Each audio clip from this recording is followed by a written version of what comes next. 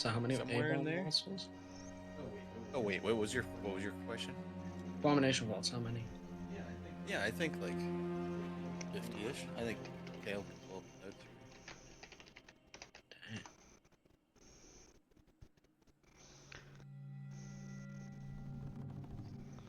Pacing. My internet's But being slow. Kingmaker. we'll have well over 100 by the time.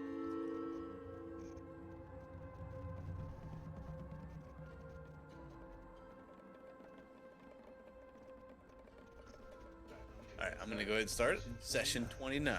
Shadows on the Southern Trail. Evening settled over Stag's Crossing, lanterns flickering across the courtyard where firelight and laughter. Oak, ever mischievous, had turned into a sleek black cat, stalking around Amiri's feet until the barbarian chuckled and tossed her a message. The gesture drew laughter, fond memories of their first meeting.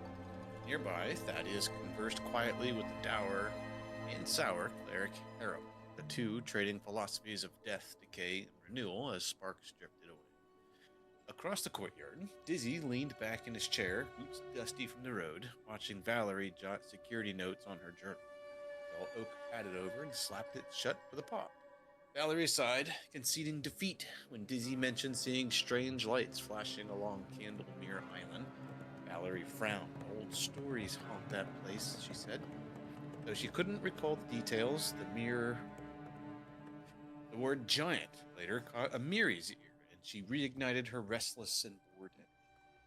Aldrich joined Amiri and Ekendayu, confirming Gragglebeard's tracks had been found to the south. Svetlana and Buddy made their rounds with pie and ale as Oak transformed again into a huge crocodile and lunged playfully at Amiri, bending Mug's top leg. Laughter broke, but when the barbarian pinned her down, she slammed her serpent fang newly crafted dagger into the table beside her, offering it to her. Later, Aldrich shared how he once lived among the barbarians like Amiri. After losing his family and softened, Amiri kicked off her filthy, well-traveled boots and tossed them to him as a gift. Elsewhere, Fion traded crafting secrets with Ekendayu and offered him 2 vine-wrapped arrows, while Willow joined Lindsay to discuss cookbooks and daily journals. Amagor arrived bearing new filter's forks and gossiped about Willow's sister before vanishing into. As the night deepened, Thaddeus performed with Lindsay's accompaniment, their song rising into the smoky air. Huge success, by the way. Among the listeners stood Magar Varn, governor of the town Varnhold. He spoke of Brevoy's mounting tensions and proposed an alliance of trade between yours and his realm. When quiet finally fell, Dizzy dreamed of creeping vines and a dying gnome, whispering, "I have fought and bled. You must walk where I cannot. End the blight before it spreads beyond all mending." He woke, drenched in sweat, acrid scent of decay still clinging to him. And at dawn, the heroes restocked potions and followed the river southeast. The wolf tracks were massive. One was watching from afar. Oak felt that they were being herded, and you guys set up camp with the wilderness whispered. Strange claws marked the riverbank. From atop a tree, Fion seen a distant burial mounds to the east, ancient and awaiting. And that's where we're picking up, as you guys have crept unnervingly through the forest. A heavy fog has rolled in this night, sticking close to the ground. It's clinging to the underbrush and swirls around the gnarled roots of ancient trees. The earth is damp under your footsteps, and here and there you can catch signs of predators. And I think I read this in the section. You're getting it again. Paw prints the size of a man's hand pressed deep into the mud. Scraps of bone gnawed clean, and tufts of coarse hair snagged on thorn bushes. No bird calls, no insects hums, only silence. As you pause, the stillness breaks. Somewhere in the fog, you guys hear a branch snap.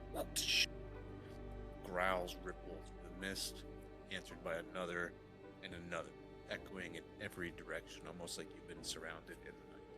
Shapes and shadows begin to flicker at the edges of all your visions, like dark circles with gleaming eyes in the night, circling in. And I remember, Oak, you were saying you were wanting to do something. Sorry. Yeah, Oak changes Oak's mind because Oak's getting bad vibes from this whole wolf pack thing. I was gonna originally try to talk to them, but I don't think they're to be reasoned with. And a immense white-furred wolf had kind of come out of the shadow and revealed itself across this narrow little creekside bridge to the south.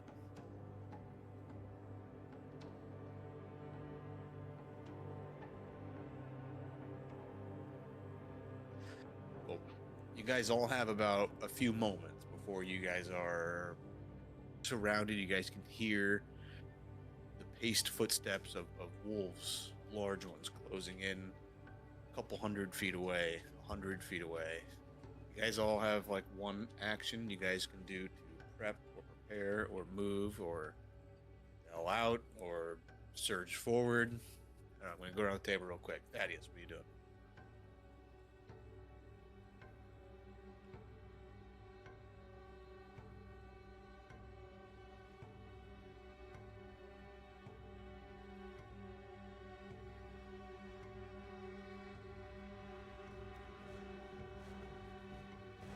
Thaddeus?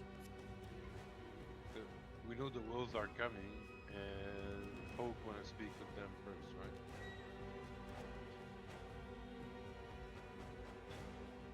Well, maybe I'll flash to Oak first then. Oak?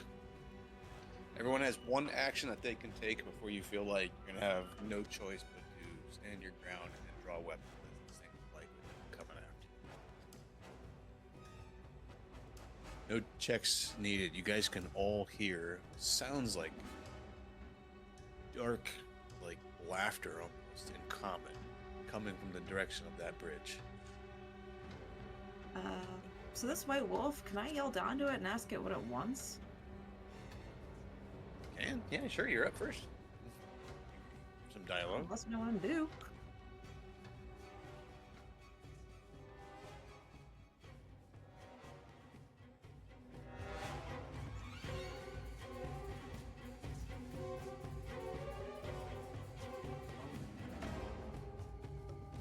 Did you say that's what you do, or what are you asking? Yeah, that's what I want to do. Do it. All right, I'm just gonna yell down. And what do you want? Who are you? Anything. I am the howl of the northern wind. My pack wants meat. My pack wants to be free of your hunters.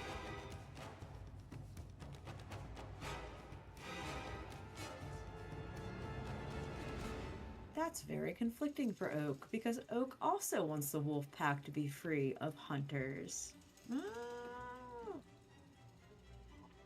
More gray area for me.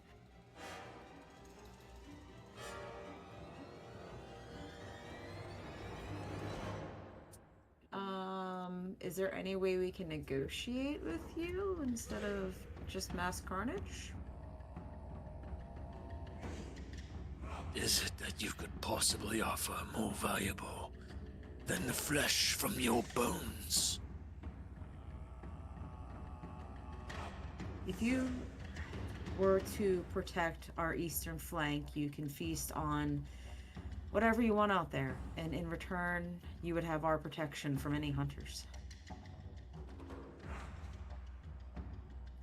Just don't eat people. You know, don't eat these guys. Don't eat the baker. Might have a baker. Don't eat them. You know, that kind of thing. The pink flesh is so tasty. How much meat will you offer, and will it feed my growing pack? And what certainty do I have from the arrows that hunt my pack? Halgruka has offered much grander things. Oop. And offered what? General status among his army.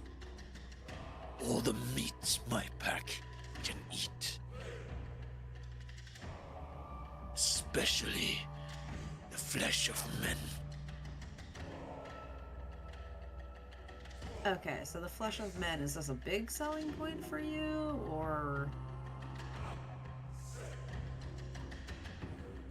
I'm gonna flash to somebody else here real quick, or you guys can all kind of like pause and kind of like let Oak continue. I just want to make sure that the actions are being Aldrich. I will pause and my sword's out, ready to go if need be, but I'm gonna give Bo a chance. Theo.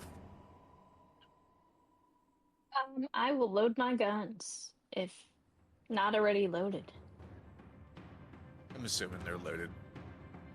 Have them out, I guess. Is there All right. there a step? Dizzy. No. I'll let the negotiations continue. And with You're doing real great. And then she's just going to just dissolve into shadows. That's not what was supposed to happen. And Thaddeus, what do you Hold do? on. Is there If anything. something as a ready action?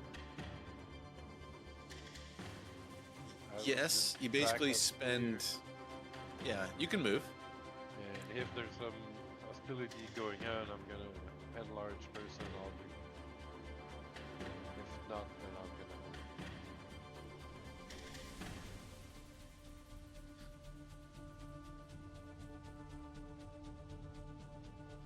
All right, Oak, back to you then.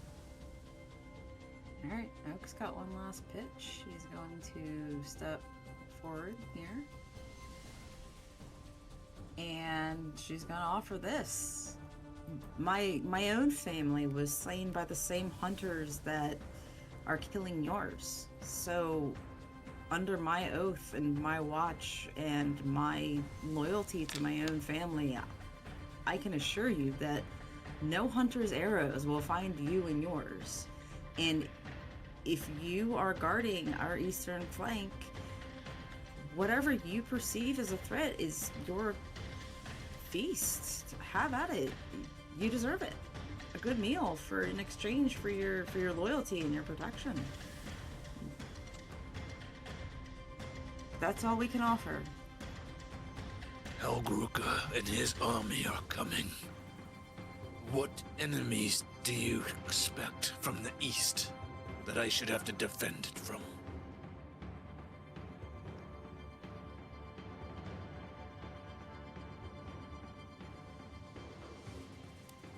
Wait a minute. The frogmen are from the west, right? What do we have from the east?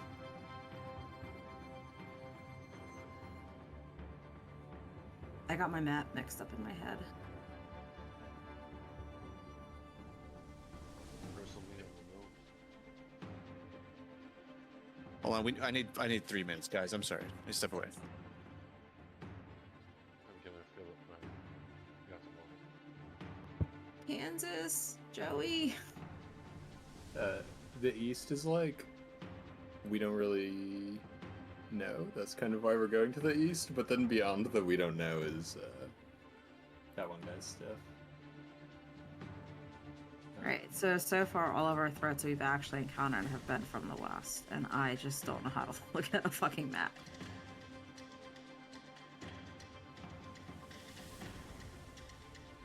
Yeah, there's like a little bit of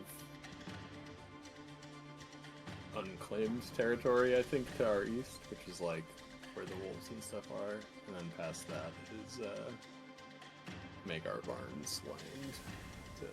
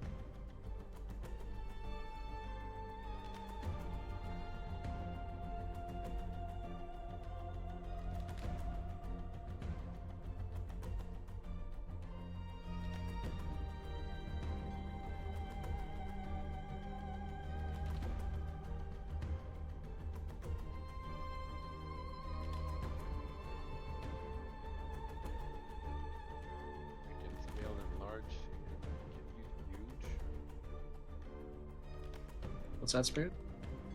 I can scale the enlarged person and get you to a huge size. That's crazy. Cast at level 6, I can fly to 10 person.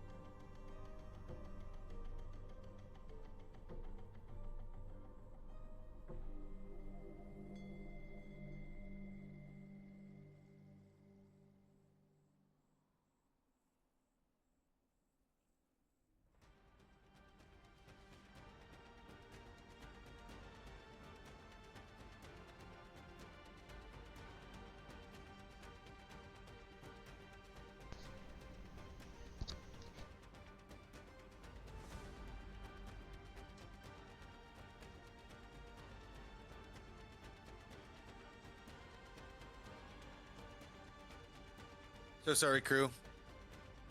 All good. All good. No worries. A very, very angry 5-year-old.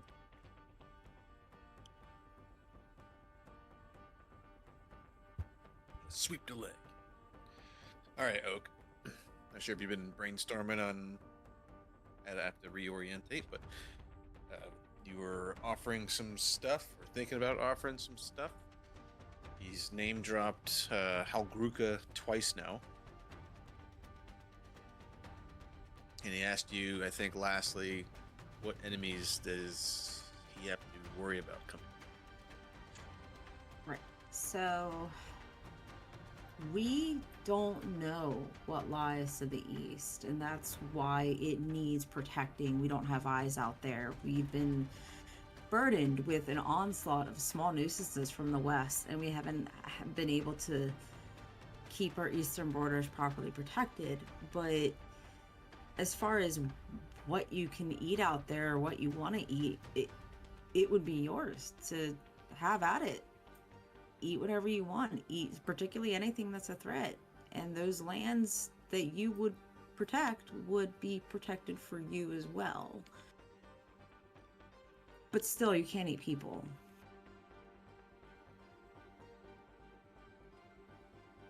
Why not? Because we have a whole kingdom for them.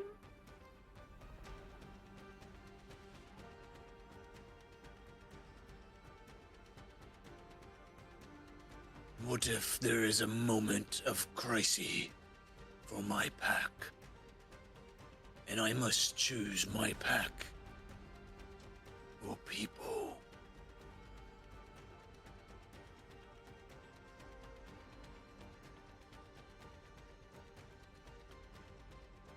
What if hunters come that don't know of our pack? Not pact. Our deal.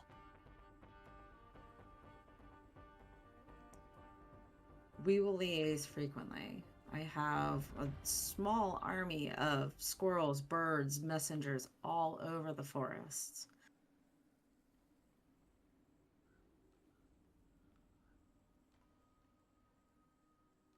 Any grievance you have can be brought to us, communicated quickly.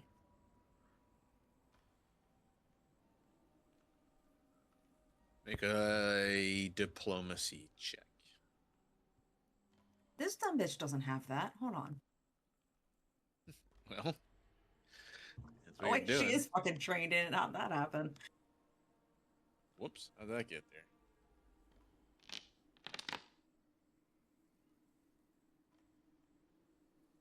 I will reroll a hero point if I have to. Well, you don't know. 200 pounds of meat every week. We will meet here on this bridge. Hold, please. I'm gonna go back to our little group. Can we afford 200 pounds of meat a week? What about those pigs? Don't we have pigs? How many pigs is that? 2 pigs? You know, people a to feed. cow is about 4 or 5 times that. We don't have any cows though. You don't have any cows, but just in terms of like size of 200-pound pigs, I'm pretty sure are things. That's not what we have yet though. They're piglets growing. Yeah, you guys got a little piglet farm, but you're passing time. A couple months in, they're growing. Tuskcutter was a big son of a bitch, though, so those might not be normal pigs. That's true. A pig typically ready for butchering is between 240 and 300 market weight. There you go. One pig or stag or whatever, some sort of deer. Probably will do it. Okay, so that's something I can just go out and hunt and drag it over to them. You can probably do. I mean, if you're here, yeah, you can probably totally do it if you're here in the area. Passing through, you may want to set up some backups in place. And passing the word and while keeping this a safe travel area is going to be the more difficult thing. Can I make Paddington haul it out here? Paddington will get his ass ate.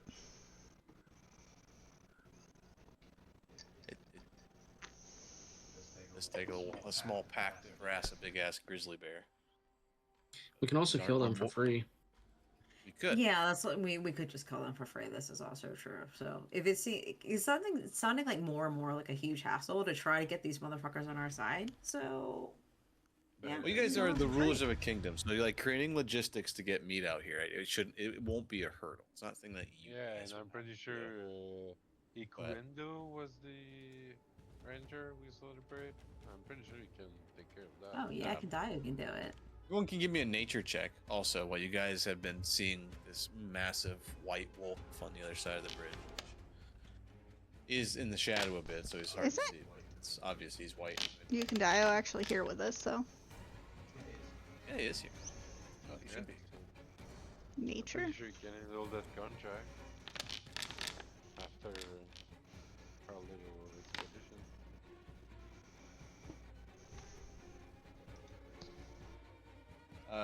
Oak, Dizzy, you guys crush it. This seems to be a witch warg. You know regular wargs.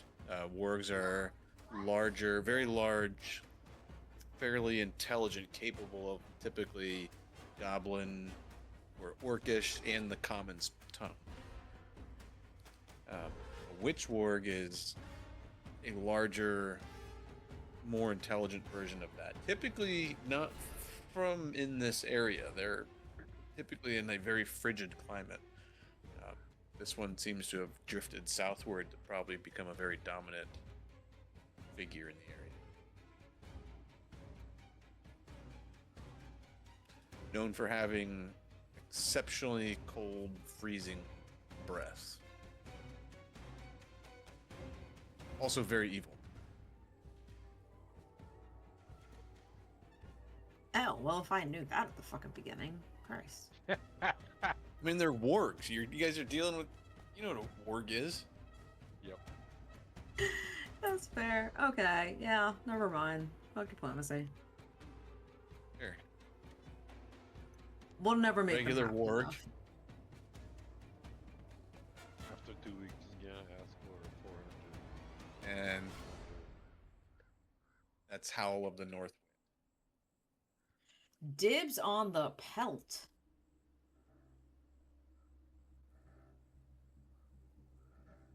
Semi-spoiler, because I feel like discussions might be ending here, but he does have that built into his skills.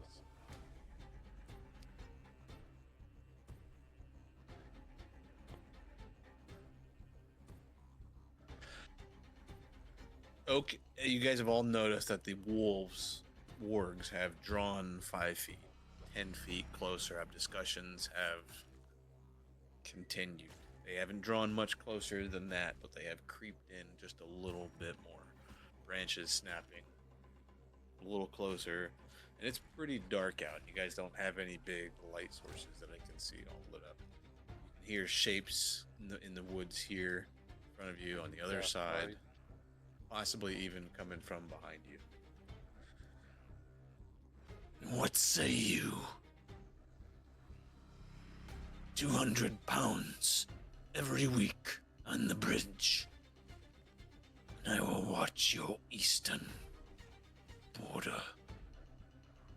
But my pack roams from here to the edge of the Lake Silverstep.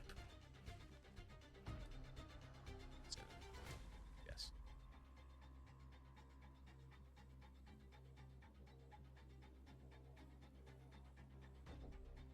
We Well? roam for dozens and dozens of miles.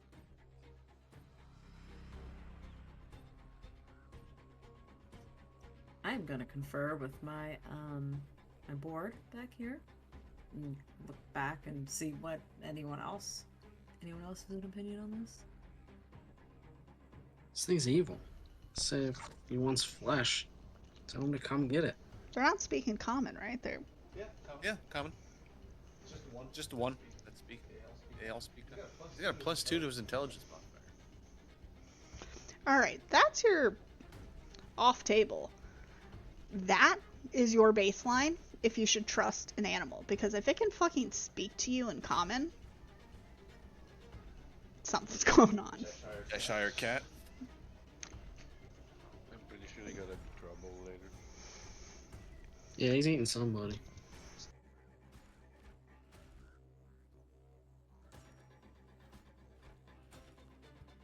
Okay. No. Sorry. No deal. You're a risk, I think, is the general term that we're going for here. And your food. Kill them! And all at once, you guys hear the snapping of branches and howling from all sides of you as the pack closes in. Everybody, you know it's coming. Roll for initiative, suckers! Can I cast my enlarge person? I'll give. I said one action. It's 2 actions. I'll give it to you. I'll give it to you. Take it. Take it.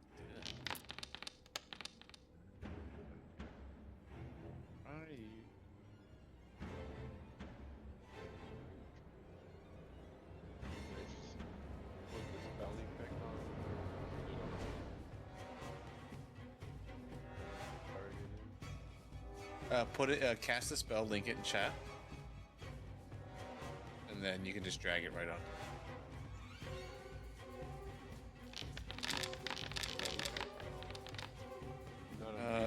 Yeah.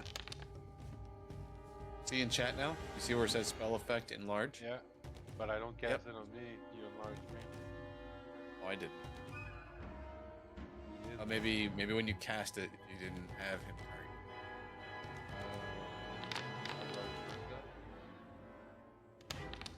Top right, click off You know- the buff. Permanent.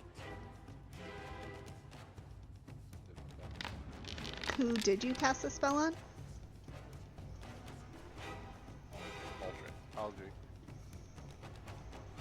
There's so many. It's a fucking wolf pack, mate. Where have I The top right of your screen, you should see spell effects. Yeah, you can right click it off like in craft. And then Obi yeah, can perfect. drag the effect onto Aldrich instead. Jillian. Initiative rolls right now. I got it. There we go. And I'm gonna roll my. Oh, just went to extreme. Big XP reward right here. All right. Aldrich's huge. Yeah, I rolled 1. All right, Oak. You knowing the negotiations were over before you even said it, and you were first ready to react before anything. You gotta kind of step a little aside from Aldrich there.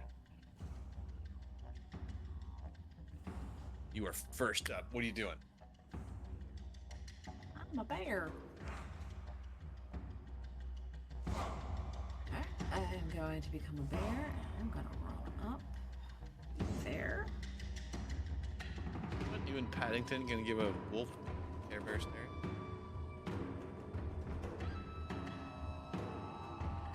Oh shit. You I see saw wolves in every direction there, Oak. You see one here, some already closing in close to your group.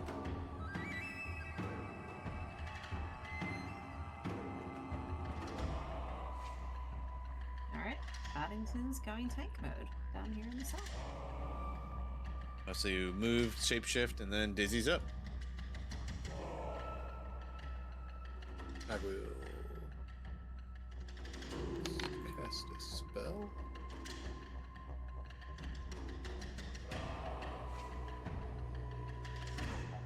Or he can now take the Thundering Roar action if he wants to. But I'm going to raise my shield. How the fuck? That's so cool. It's the goat. And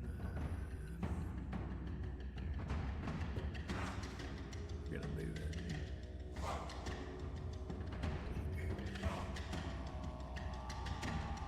I don't think you've been using that there, Lindsay. I haven't been a bear in a while. no. No, that's Paddington's buff. Yeah, yeah. I went caster heavy for a little while there. And I forgot it existed. So I had to So- relink it and reread it. You don't even have to be a bear. Like, if Paddington is next to a creature that you Yeah, I hit could be with, even a anything. spell attack. Yeah, even a spell attack, he'll deal slashing damage. Man, Wait you a gotta minute, make that it also nimble. applies to spell damage? Yeah. Doesn't say until the start of your next turn, each time you hit a creature in the bear's reach with a strike. It doesn't have to be. It has to be a Talking roll about- to hit something, some sort of attack. Which I'm sure you got some. I've never even seen that linked before, I don't think. Like needle darts. You use needle darts on a creature. You hit somebody.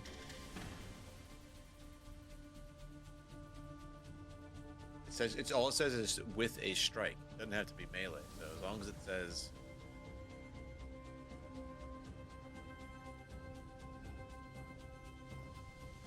maybe I'll or two.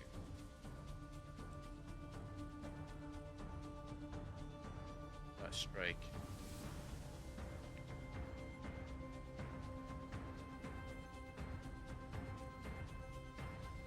Anyways, move on.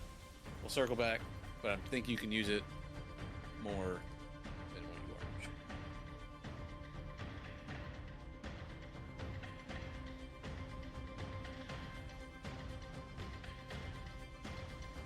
It says range attacks. Willow. That's me.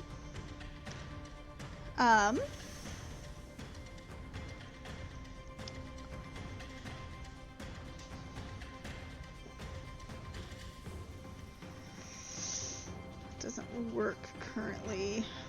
I don't know how to make this work.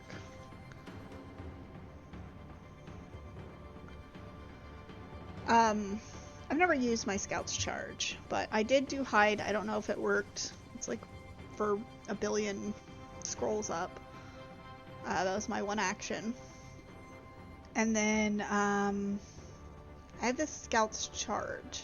I don't know if that's for only exploring or what. Scout's charge. Yes. No, it's a flourish, so it has to be used after a. After what? Yeah, it has to be used like in combat. Okay. Use one enemy, stride, feint, stride or feint against an opponent, then make a strike against it. Okay. So it would require. I'm already stealth, but I would still. So that would be my entire turn then. Stride, feint. It's 2 actions to do that. No. It includes an attack. Okay. So I will do that. So I'm currently hidden. Or hopefully hidden. I will. This is me, right? Where the It's not me. Where am I? You're here. Nice. Oh, damn it. Yeah, you're right. That's too far away.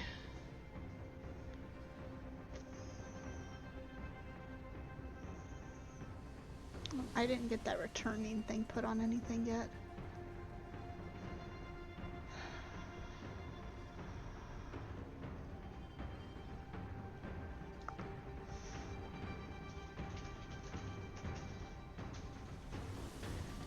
So that sucks. I thought I was here, and I thought that was perfect distance.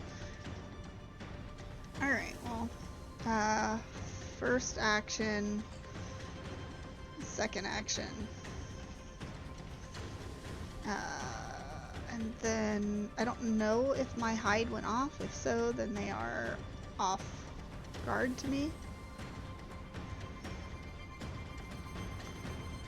It was a hidden roll, so I don't even know what I rolled. I gotcha. Well, I guess attack. I don't know if they're off guard or not. And then I will strike that one. Going very quietly through the branches. It does not see you coming, and it is off guard to you. I need that Fortitude 19.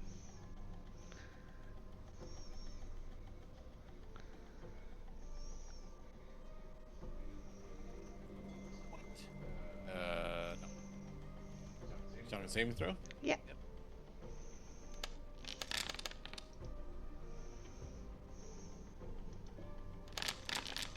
Does resist the poison effects. Dagger drives exceptionally deep. Good door. Wolf Ward nearly collapses down from the single strike, just barely alive. And you can see the haggard breath. It coughs up some blood. And this squeaky, like, voice comes out of it. And it sounds like it's almost another different language. You did it, weirdo. Yeah. Sounded like orcish or goblin. I speak both. There ain't no doors out there. I can't get it for you. Sorry. It was goblin, and he said, "You will die for that." Yeah, no, I heard that he wants somebody to get the door, and there's no doors here.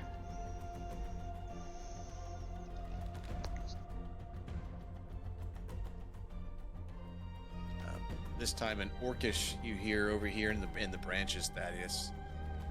Look, sister. Look at the size of that goat. So much meat. Is a move of 40. Gonna be 19.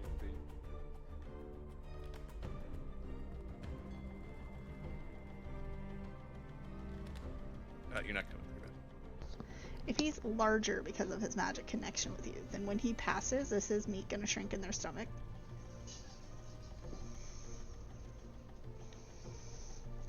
Dizzy, you see this low, creeping to the ground wolf, warg, immense in size, comes quickly stalking through the underbrush and leaps out at Morty, like jumping out up at him, like looks like he's going for his legs. And he strikes at him. You see it coming, you rear Morty up, and Morty's hoofs kind of go flailing and bat him the warg in the face, and he kind of pulls away. And he goes in for a second bite.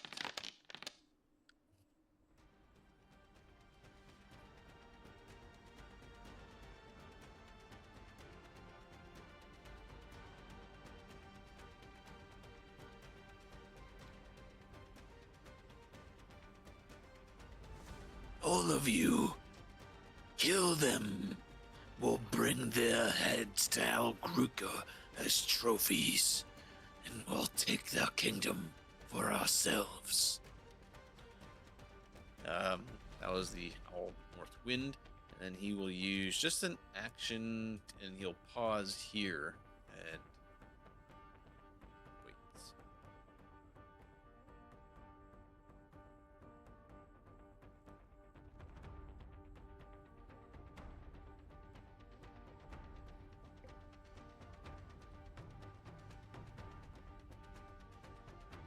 least 2. Not. Willow, this one quickly nearby darts over in your direction, seeing that you just almost mortally stabbed one of its pack mates, and lunges at you with its massive. Oop, I just attacked Morty again.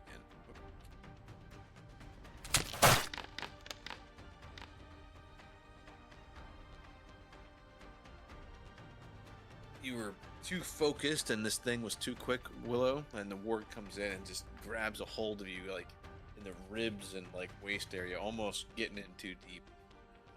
Narrowly, dodges some critical damage. Oh, that's Morty. Grabs you in the leg. Starts thrashing left and right. You take 10 points of damage, and it uses its next action. It tries to grab you. Oop, I didn't mean to. Supposed to link it. You're not grabbed yet.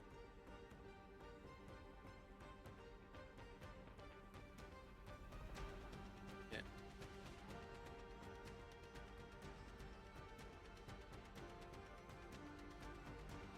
Gonna get rid of it. A lot. Let me roll it to see if it.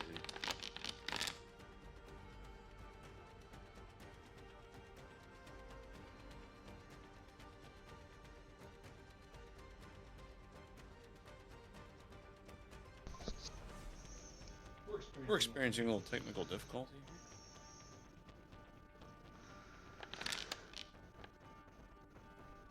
Showing success. That one said failure. Alright, but by 2, but 22 would have definitely grabbed you. Alright, so you are grabbed.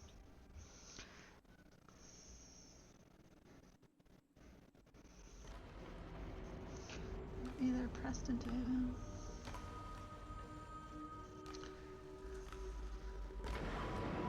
Or a saving throw against an effect. The one that you're fighting here, Willow, sees that a pack mate has joined the fight, and like a wolf trying to whittle down its enemies, it darts away from you.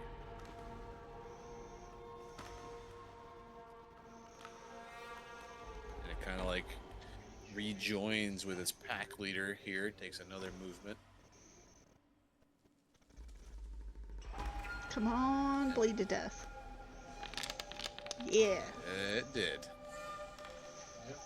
Yep. Suck it. Knowing death was very, very, very close. It was like a wounded animal trying to get back to a power, safety area. And it didn't, you made it.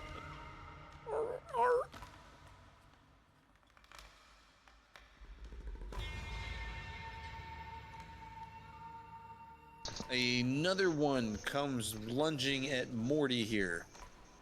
The sister wolf. Morty's like fucking Neo right now. They coordinated their attacks almost like too quick and at the same time, and your rear up of Morty, they were both lunging, one for like the front left leg, one for the right leg, and Morty just reared up at the perfect time. You've seen him coming and get out of the way.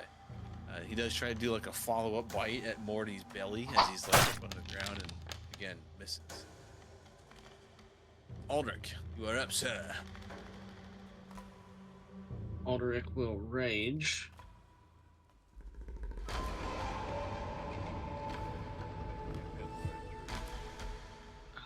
Yeah, it's pretty good. Aldrich will utilize his cloak. Weapon damage? Ro does, I believe. It's a flat damage modifier. Plus 2 status bonus to damage, melee damage. This one you scale your weapon. Just Yeah, double the damage dice. Yeah, they added runes though that compensate for that. So like, I think his weapon may already have a striking rune, so he's already rolling 2 weapon dice. Oh yeah. There is a feat though that lets him do like a. It used to be like Vital Strike Spirit. I forget what it's called now, but it's. He takes 2 actions, and if he hits, he rolls an extra damage dice. You had it on your dwarf, can't I? Yeah, I have it on here. Oh, you It's do? called Vicious Swing. Yep. 2 actions. It's Flourish, yeah, and you roll an extra dice or something. Anyway, second and third actions, I'm going to utilize my Cloak of the Red Guard and cast Bless.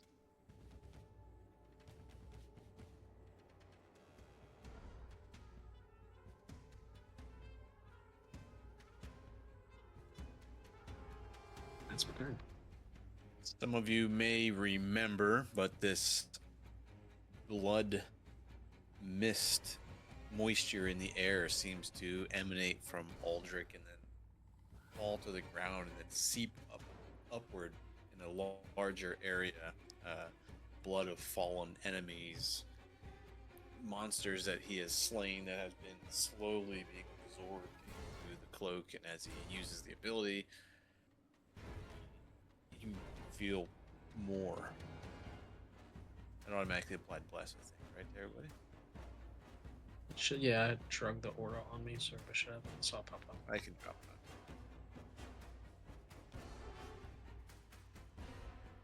I think it's only 10 feet or something. I did. I moved Ekendayu, and it's like, Aldrich, make attack of opportunity. Yeah, actually, he shows up as red, like he's an enemy right I don't now. know why. He's Nobody kill Ekendayu. he's cool. He's cool. Well, Fion, you're up. I can't let you just get. No. He's right here. I moved him away. Just he's fine. Trying to figure out. Yeah, I'll go for that guy. Oh, there we go. Wait. The thing I'm targeting is evil. Yes. Maybe. Shoot it. The only thing not evil is Ekendayu here, right next to you. Chose to walk away from a lady that came to woo his heart back. His friend and it came. Oop, I'm gonna. And you hit with a 2. So Yeah. when you hover over it, Laurel, like you'll see on the inventory tracker a gray box will appear over it. So you'll know exactly which one it is and like what line they are in and the initiative. Wait a minute, Alliance. I can change it. Maybe I figured it out. Boom! I did. He got the bless immediately. Is he a G now? Is he green? Yep. Well, he's blue, but he's Blue. All right, he's cool. He's in the circle. All right, Fion, you blast this warg right here, trying to chew on Morty. Oh, snake trip. Wait, it's better than snake eyes. Worse. I don't know.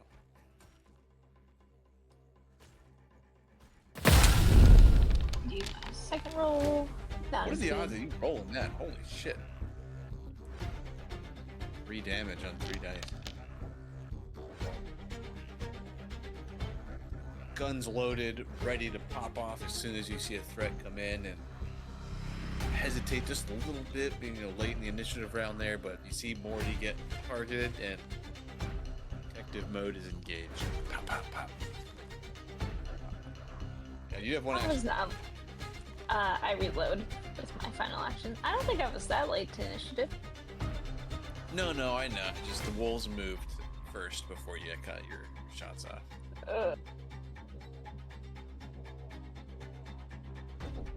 And that is my turn. More. 1 action. 2 actions. Oak. These wargs are exceptionally quick. Movement speed of 40. One dashes across the little creek bed here and comes hauling ass into you and lunges at you and tries to bite you on your bear's ass. Your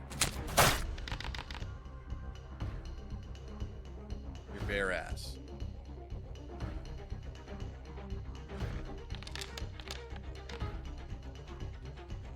Makes sense, right? 10 damage. And that's its whole turn. That takes 2 actions to move all the way Oh up to wait, you. Paddington took that damage. Oh, Paddington. Are you guys in the same? Oh no. There, I got it. I'll just add it back for Paddington.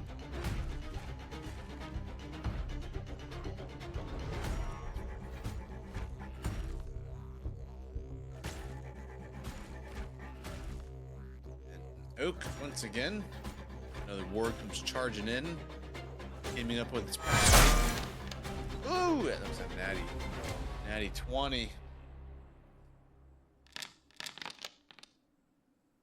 While the first one like bit into your ankle and tried to like turn you around a little bit, this one comes, you feel immense teeth like latch into your side and just kind of like rip you open from the back.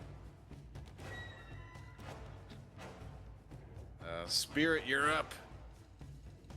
I'm in calf. 8.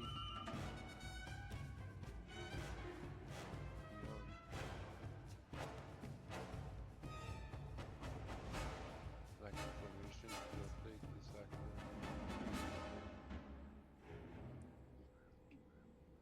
How do I target? It's shift. Haste, yeah, just mouse over somebody and press T.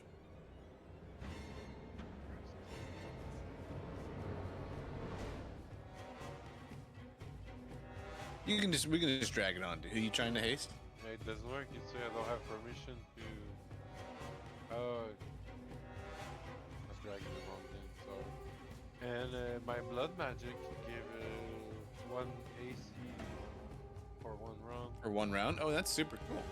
I should have given it to Aldrich now, but it's over. I think it's the person who you target. Oh, you or 1 target. Yeah. And I think it's applied to alright. any boost I do. It's growing Nice, some I like dragon scale in your skin. And I So think who are you that's- hasting? Me, I think. Oh shit. Okay, I like it. Leon looks And then like Aldrich hits someone the who AC can boot. use more action. The I'm gonna move dragon. there. My turn. Nice. Oak, you're up.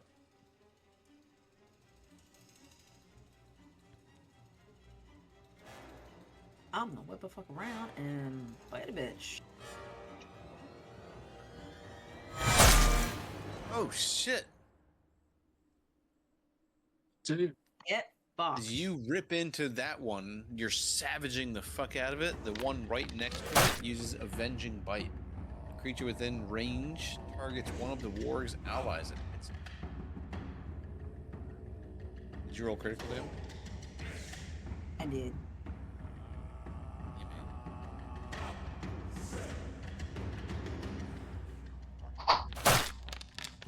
It misses.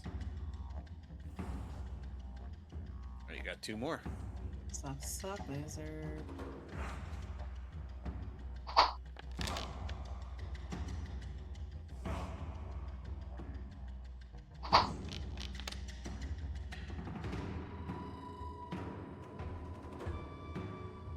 After you ripped into it with your bite attack, the thing kind of like tries to back away and just.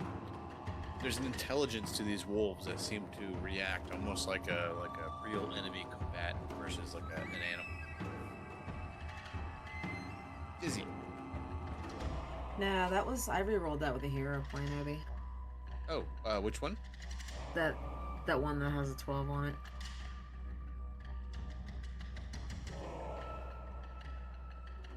Have a hero point? I mean, you should have a hero point, but it said.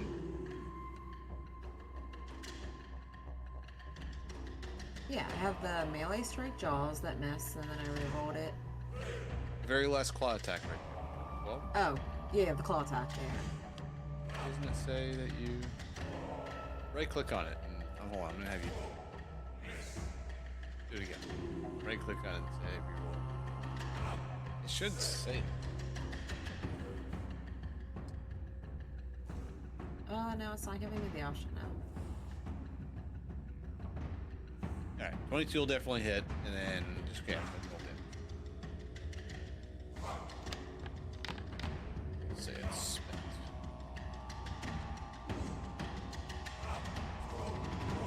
Dizzy. first action, Morty is gonna roar. When I pull up the spell, it says DC 0. Will save, but that's not right. So, Sounds easy. I was gonna say, yeah, padding would get a free move or for the save. Damn.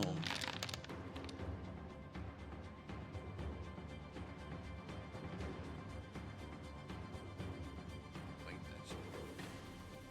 Morty unleashes this powerful vocalization.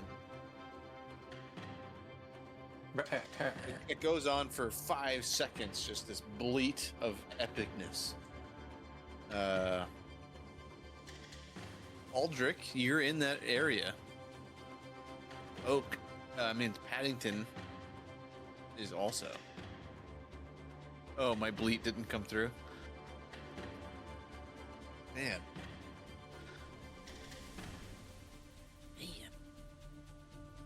Well, what happens if I roll? Let's see what it says. Why does it say 0? Is Morty not like a real person? I don't know. Him is spellcasting entry. What is your spell save? Yeah, do you see the one right above the damage that I rolled? Is that one not 0? There's no number. Oh, it says 21 on there. Because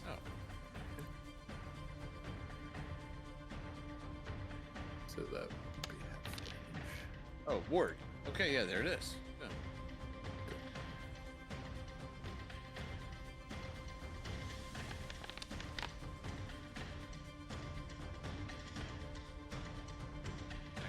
That guy failed. All 3 wargs failed. Paddington and Aldrich. Well, it says each enemy in a 10-foot emanation. I'm not gonna say all right then. They fear does not say that. the Morty. Yep. Yeah, Morty's my boy. Morty does not. Yeah.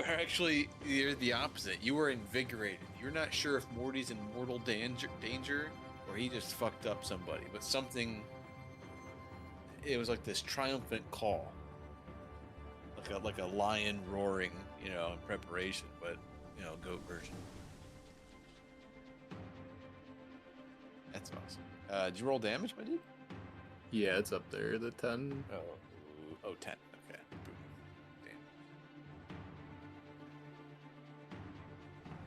Damn. I assume they're all still standing. Yes, they are all still standing. One barely so. So that is my first action. My next 2 are going to be shooting off some lightning at the ones. They're also frightened, and I think that drops your saves.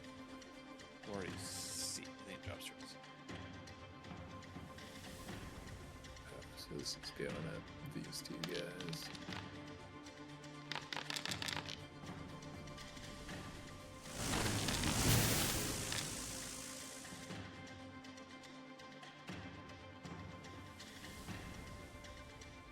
Nice. Morty's so Chadley. That's epic.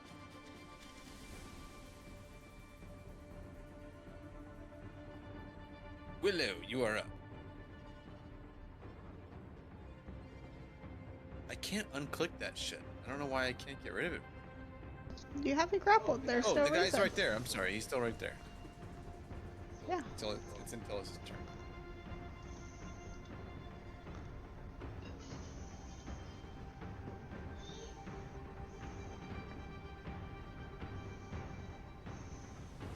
Shit, alright. Target him and then roll a Scott back. Should be right there in the chat.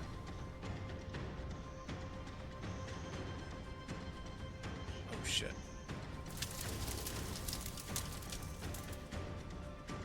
In this heroic feat of strength feat, you use your feet and push the jaws of this massive boar open, bend them, and then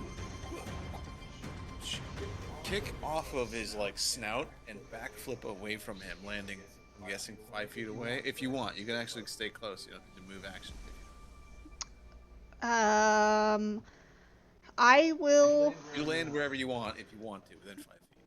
I've already moved you 5, so you're 5 feet.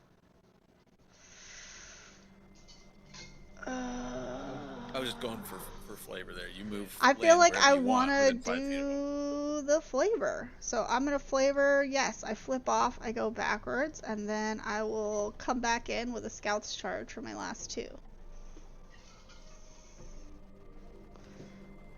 So I feint, but instead I use my stealth instead of deception.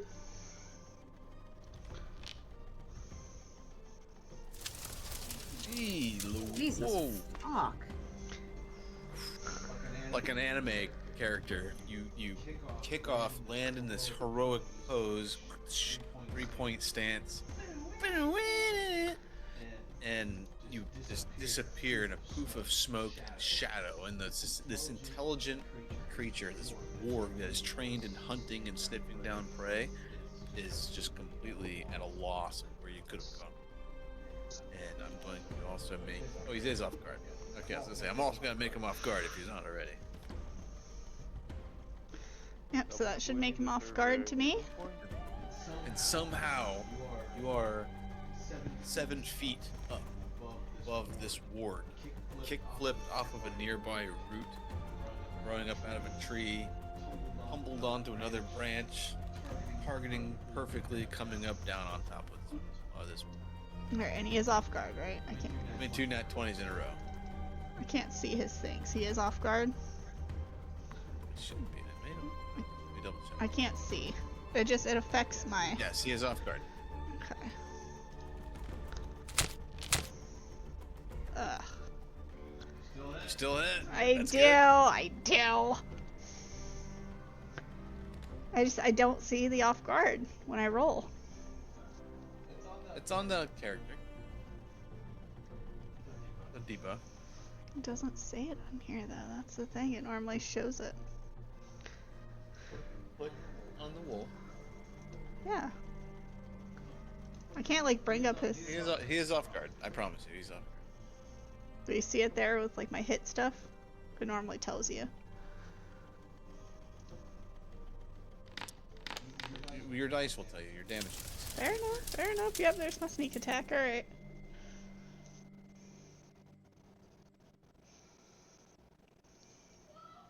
And that's my turn. Pew pew. Except there's no pewing.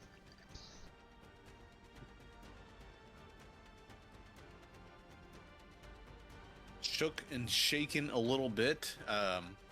This warg shakes his head back and forth, ears ringing from that deafening bleat at point blank range there from Morty.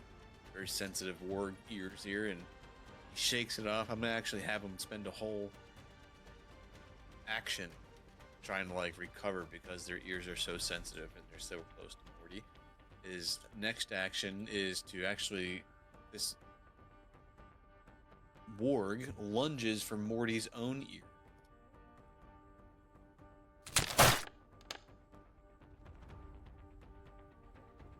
Grabs onto it and just rips, and you actually hear this sickening like crunch and tear right there, Dizzy, as you're like on top of Morty and trying to protect him. Oh god, maxed him. Blood kind of like spurts out from the ear, tears in half almost, and the ear being so sensitive, the warg's next action is to try to grapple Morty and bring him to the ground. Why does it do it automatically? All I do is link it. I hit the link to the chat button. Alright, so success. And Morty just gives way to the pain of the ear being torn and then just brings his head down to ground level and isn't really sure how to fight it off. That's his turn.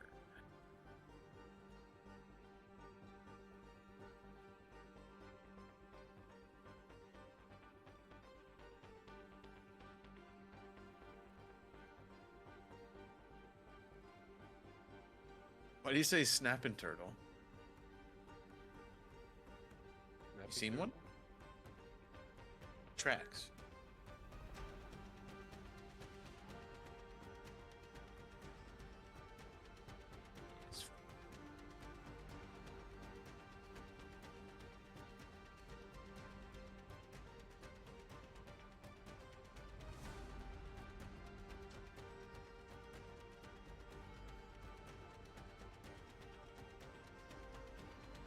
brothers, my sisters.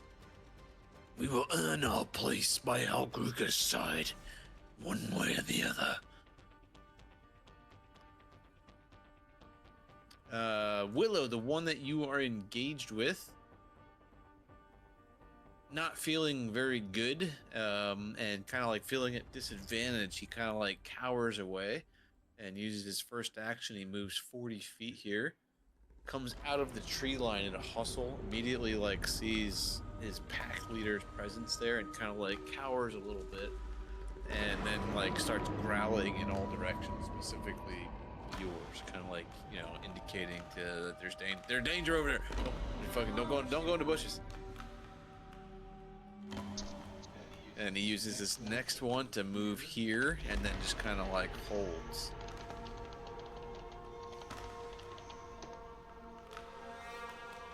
Willow, you see another ward kind of break from the tree line here, right behind the Howl of the North Wind. It's not as big as he is. It's got the dark, like, ashen-colored fur, but he is bigger and nastier definitely than the one that you just chased away. It's like if there were to be a challenger to the pack, it would probably be that one. And he's kind of like shadowing his leader's movements. As like his leader breaks the tree line and comes forward, he breaks the tree line and comes forward. It's like he's in a protective pattern. So this is the one that Oak was speaking to the whole time. Alright. I thought that was a lady, and the other one, I thought it was an alpha beta situation. And Willow and Dizzy identified it as a creature known as a witch. This one, the white one. White Yeah, one, yeah. yes. Cold breath or something. Which warg is the which warg? The white one. The big giant white.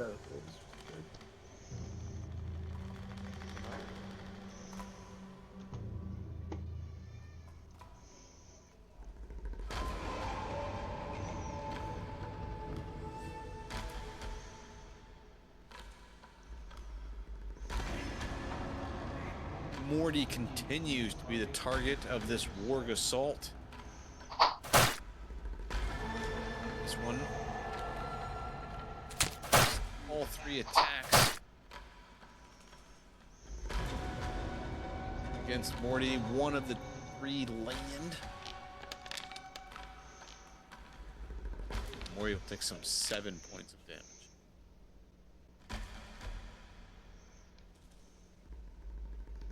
Aldrich, you're up, good sir. Great. Giant ass wargs from all the tree lines approach. Morty's being attacked and fucked up.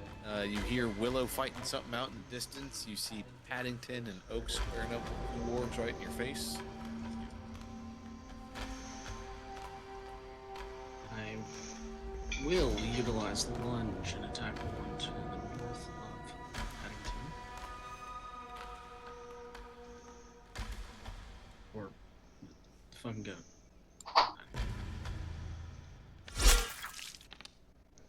Shit. Yep, alright, roll that with my hero point.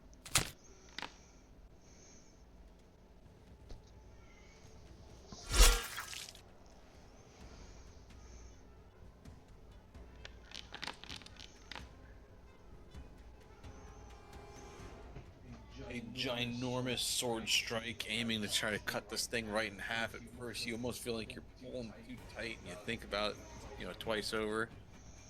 And Gotcha, Or- Morty. Shift my stance to the southwest.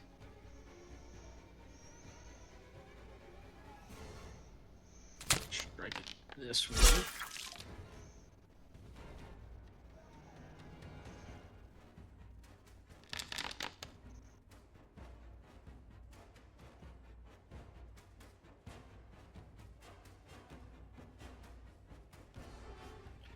with the blood of the Red Guard cloak flowing around you, and the mist congealing around your sword specifically, you strike into one ward and then another, and as you pull your sword back fresh blood sprays up into the air. You see it like it from your sword, fresh. It drips off, and then the mist kind of like pulls it in portions of it into the cloak.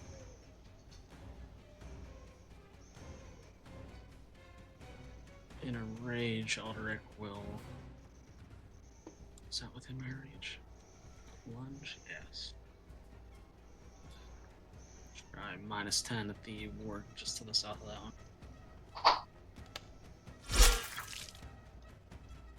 Alright, it's my turn. Tough strike, trying to like aim his giant sword strike over or around Morty. Morty's huge presence rearing up kind of makes it a very awkward strike, and you end up just trying to like do a light jab on it, and it doesn't pan out. Fion, you're up. Probably. I need to move, probably. Does anyone hear music? No, I don't. mine's really quiet on my end. Maybe. Nope. I don't know. I do hear it.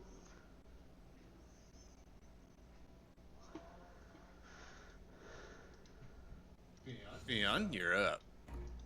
Who's next to the skull, south of the tree? This is another ward right here.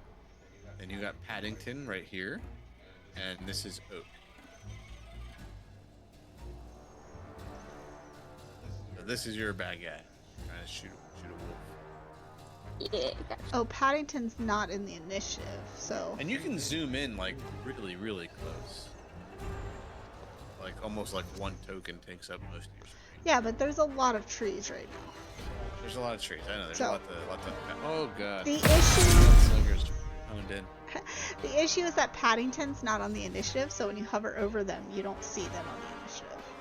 Is the thing. You can't tell who it is. Holy shit! Hey, dice. You crouch to a knee, Fion, and level your shot right between Aldrich's legs. He's a mountain of a man right now, 12 feet tall almost, and his you can't shoot around him, and you're like, you have a shot, but you decide to crouch down, take a knee, and just He's in bear stance. perfectly thread the needle, and right between Paddington and Aldrich's legs, the bullet just right between this warg's eyes, and he just drops dead in an instant.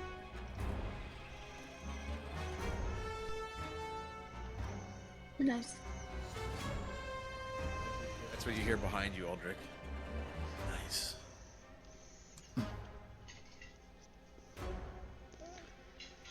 Is there anyone left? I can't see. There are many left. If you hold Alt or Command here on your Mac, Oh, it'll fancy. like outline all the things Oh, in thank you. colors. That's a power play right Yeah, My screen's being very mean.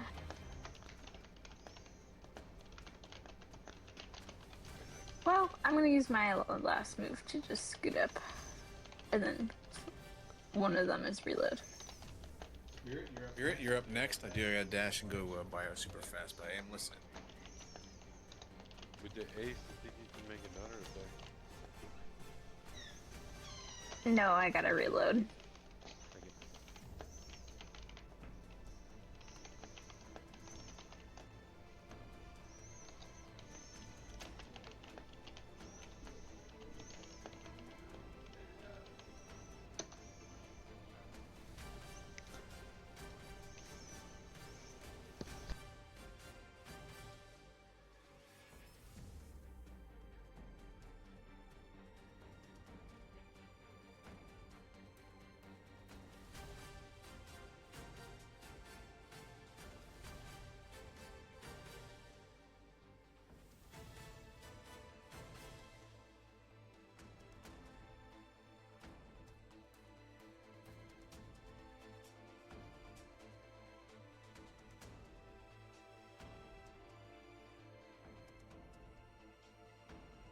Spirit is up is what Obi said. It took me a second for my brain to process the words that he said.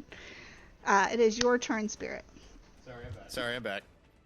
Yeah, Spirit. I said I had super fast bio, but I was listening. And you're up. So I'm gonna cast the Force Barrage. Our friend.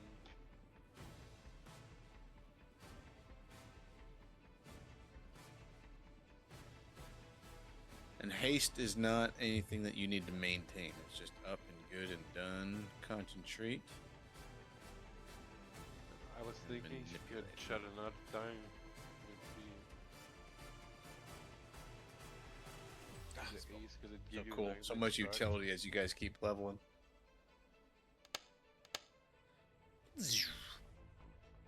Oh, going for that first blood. I get it. Yeah, it's a My sound effect come through? Oh yeah. Why does that come through, but whatever else I did not? Bullshit. We got Oak up, Dizzy is on deck, and then Willow is in the hole. Oak threw a series of massive sword strikes and a ace of a shot. Bullet through the eyes, through the warg right next to you. Paddington and yourself have been freed up from immediate threats. There's one pretty close to you here, squaring up with Morty still, but then several more are right in front of you. Filling my cup up, I'm listening to your things. First action, I'm going to trample over these bodies, and then I'm going to claw.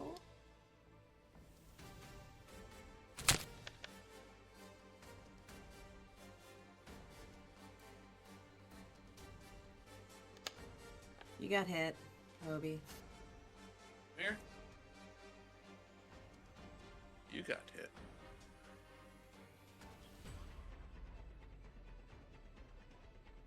Okay. This, and then Paddington is going to. Actually, you know what? I'm sending Paddington down here. He's getting a head start. Oh shit. And that's it. Dizzy.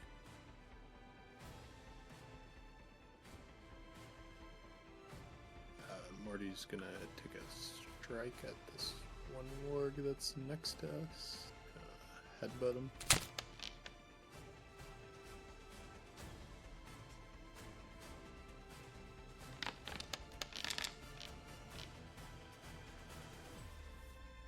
Morty. Good grief. Oh, not Morty. Oh.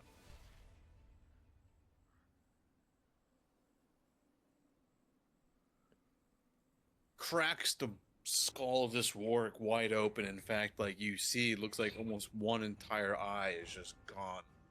And as Morty peels away, you can see like this. I'm pretty sure it's stuck to Morty's horn somewhere. The warg is just barely alive. He's at one. Then I will cast Frostbite on that warg. Which surely does it. Nice. Last action is Battle Medicine on Morty. Ooh, all right. Willow, you're up. Oh shit, my screen. No! What is going on? Alright, so Willow, who is here and totally not laggy, she is going to target this sweet guy right here. And then she has quick draw, so she is able to draw her short bow. I am so laggy. It is so bad. Good lord, is it? Wait, that's Dizzy Nat 20. I didn't do anything yet. I know. I thought you rolled again. I haven't done a nat 20 on an attack. It's just been footwork. So she will draw her bow and shoot it. One action as part of this quick draw. Is she echoing, by the way, guys? Okay. It's like my input on mine. My internet is bad right now. Holy shit. Not the internet. The scene probably crashing out. I rolled. I don't know if anything happened. I see it. Yeah, you hit. I don't have it on my end. I can't roll the dice. Yeah, just reload. I'll roll your damage. I got you. Oh no. Hold on. I want to roll my own damage. It's good damage. Is it crit or regular? Regular. Module. Can't find it. No. Alright, so I'm gonna reload. You roll my damage. Oh, I would. I did. You said shmeh. And then you rolled it, so I took it. Oh, I can't see anything. I can't see anything. I'm sorry. But you do have more actions. Like, Yes, I'm reloading. I apologize, guys. It's not the best.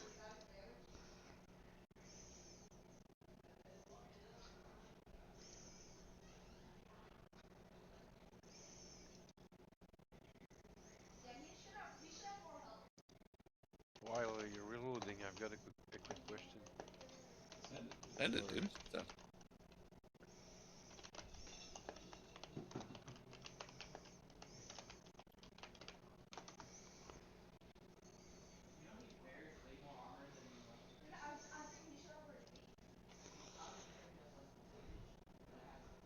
Who was the question for, Spirit?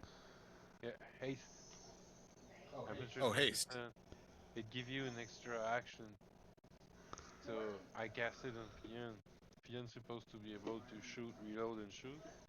Then the other round, reload, shoot, reload. That's what I had in mind.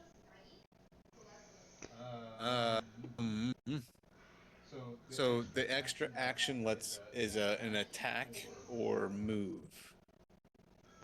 So he could. It is still laggy. So he could attack regular action, attack for quickened action, reload for his second real action. Things So in just the first round, attack it with his regular action, reload, then use the haste to attack. On the next round, He can't reload with haste, but he can reload with his other actions interchangeably. exactly. So he could do 2 reload in 1 action. Anyway.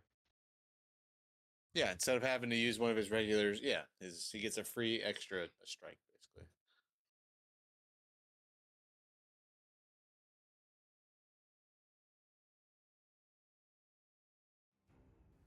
Can I use it for an extra? Oh, Fion has quick draw, so actually where it can get really crazy is when Fion has multiple guns.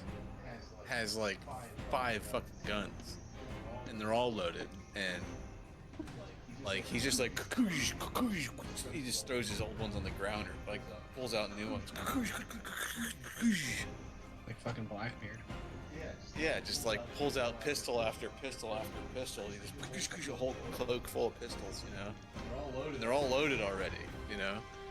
All right, I am good now. So then, second action. Peak gunslinger coming soon. I feel it. Where'd the gold go? Gold. I am so lagged right now. It's so bad. My scene's starting to lag a little bit too, so I think it must be the scene. I'm not sure. So second action. And then my third action is going to be to hide. Should That's a should hide. I just got told on by mom, so.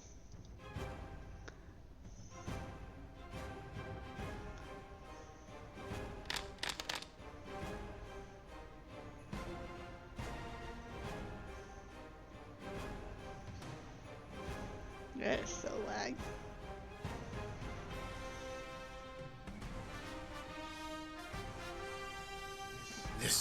conflict has taught me much about you and how to fight you. I let my pack die tonight. I will not do so again.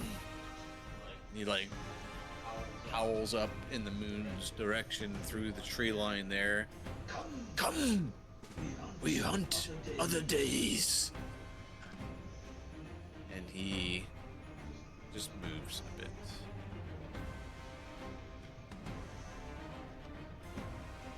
Is a whole nother move. Did I ever? I never actually got those arrows. Who? Somebody else got those arrows. They would be so useful right now. Probably would have used them already.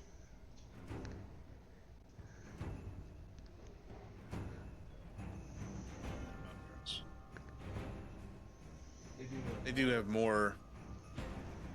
Three of the wargs had more movement, and they have a whole nother 40 feet of movement to get off the mountain. But the howl of the north wind basically howls out to his pack, declared what he said, and called for a overall retreat. And I think that's him and all of the other warg. Nope, that's them. Yep, that's all of them. They go full speed to the south into the night and disappear.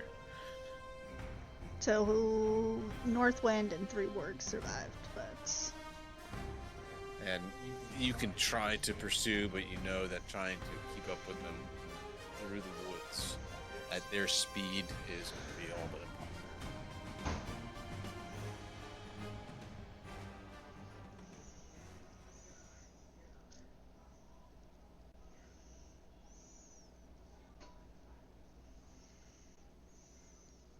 The howl of the north wind has lived to fight or howl another day.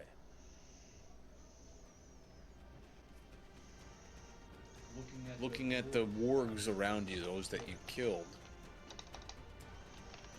immense specimens. I mean, easily almost 4 feet at the shoulder, 6-7 feet long in length. Immense, lithe, intelligent wolves.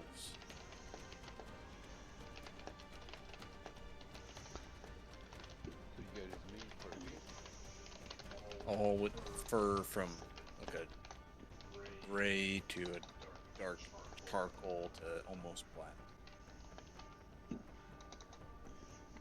Obi, can you... Oh, never mind. There it is.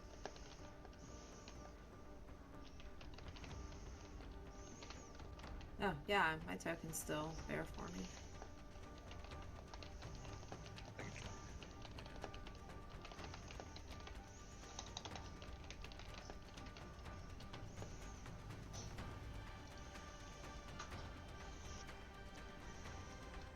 Thank you, Clover.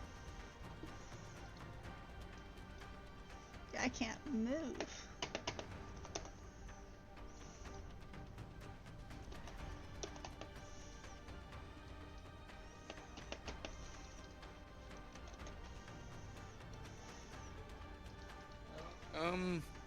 Yeah, you're. Oh, there you are. It is really laggy. Everyone lagging or just you? I don't know. Joey, Matt?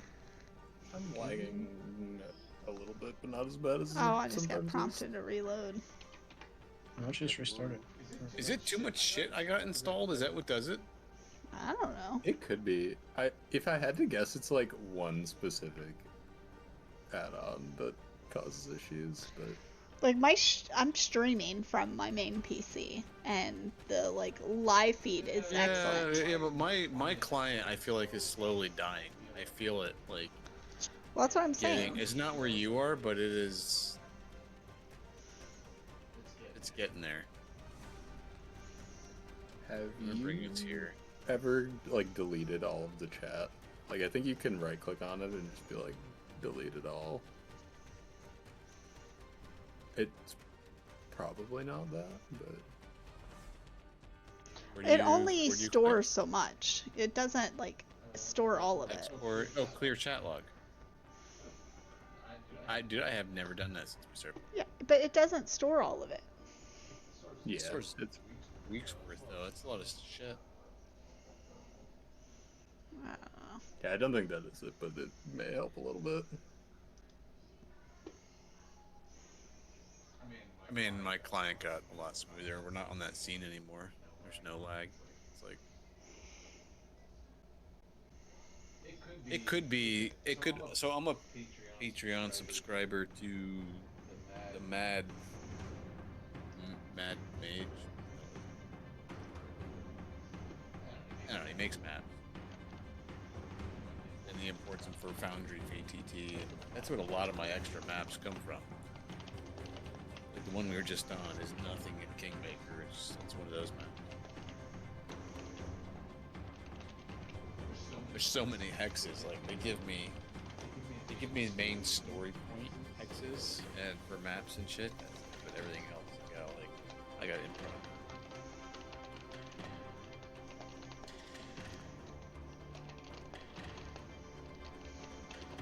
It's a little more chill. But as the howl of the north wind and what remains of his pack went fleeing off into the night, it's about 9 o'clock in the night. You guys stand near this tiny little creek that runs through, water still flowing, like there's some runoff from the nearby Tusk Water bridge that goes over top of it. The bridge is in pretty good shape still. I mean, one could probably take a running leap and jump over the creek. You know, the bridge was probably built 20, 30 years ago, and pretty good construction and good shape.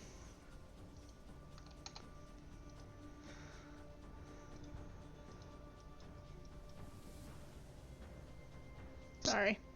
The icon doesn't pop up for me unless I move the figure. I don't know if that's everybody else or just me, but... Took a while, but From here, what is our group's decision? Where you guys going? Well, Dizzy's leading the charge. He knows which direction we need to go and what tracks we're following specifically, right? I mean, I think we're going around there, if I'm not wrong.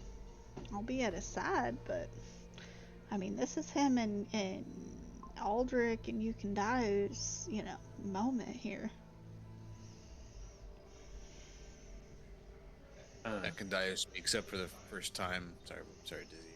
We're about to step over, but he just says, I think the wolves were the most apex predator in the area, and we just chased them away with their tail between their leg. I think we are safe to rest anywhere we choose. He looks immediately to, like, you, Dizzy, and you, Oak, and you, Aldrich. Those are of higher station and also, equally trained or more so in the wilds.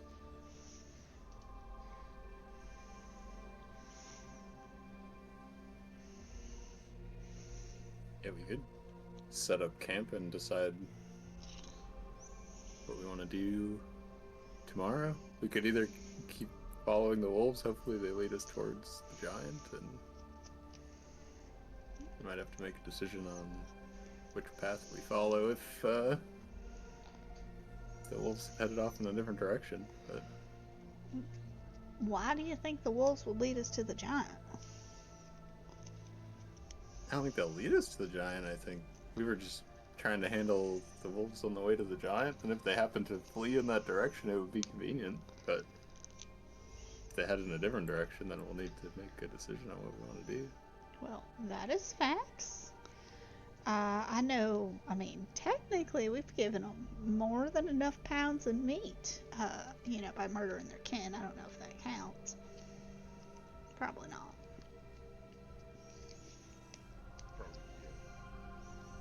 There is old burial ground nearby, too, that we have spotted in the distance.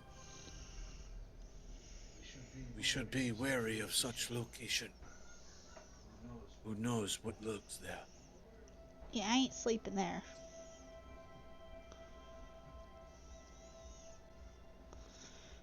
last time we slept near dead memories, Fion done dug us up for his family's past, so gonna pass on sleeping there. No offense. I am thankful I was too wounded to venture into the depths and darkness that your group faced that night.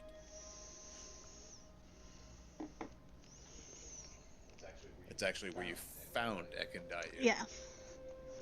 It was against that broken and battered tower, hiding from a troll.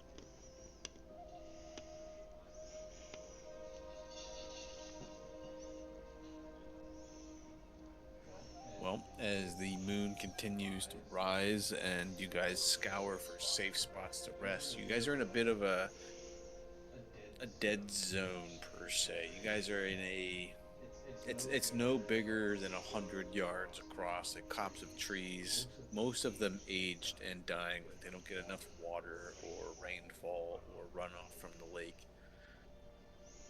There's a very small creek that runs through. Like I said, you guys kind of outside the copse of trees, nothing but really rolling plains.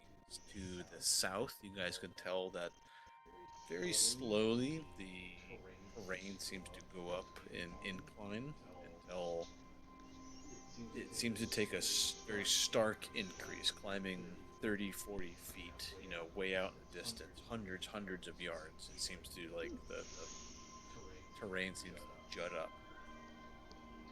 And you guys know that there's a river nearby. And one would think it's almost approximate where you get closer to that river, you will almost be on like a small cliff looking down.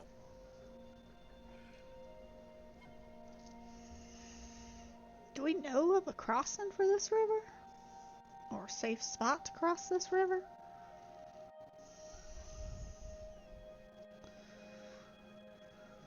Dizzy, it was you, right? You went this way. Yeah.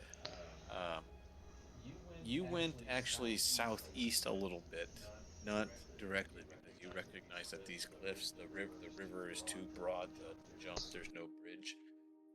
Right around here, the terrain kind of levels back out again and runs flat, and the river is shallow. And it's almost like a bit of a ford or a crossing.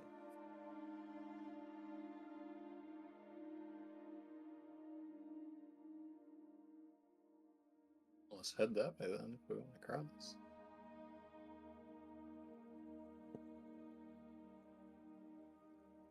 That was the easiest route that you and Morty took, anyway, in terms of like utilizing Morty's like running speed over terrain. Doesn't mean there's not a way to cross elsewhere. Just that's what you see.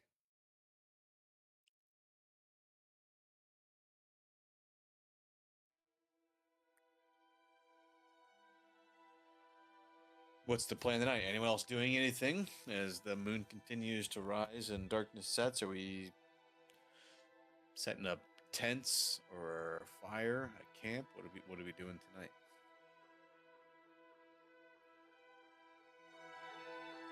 Definitely light a fire and some kind of a simple campfire, right? Do we have dinner, Mama Willow? She just stepped away. You can assure her that she's been working with whatever primo rations that she's been given. You guys just left your capital, and she is got the old cast iron out over the fire and got some exquisite rations going and working on some sort of meal. But you're at. This is how long you guys have been gaming together. You just know. You already know. Sorry, I'm rounding the house making sure kids are knowing bedtime's coming soon. And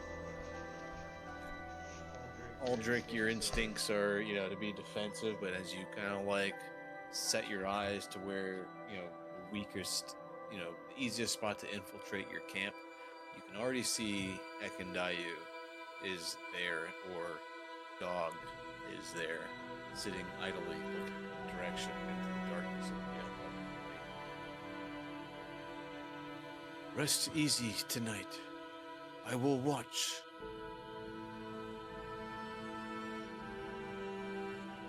I have slept more than I ever have in 1 week staying in the capital. than I ever have in the wood. My eyes will be open, and the stars my blanket this night.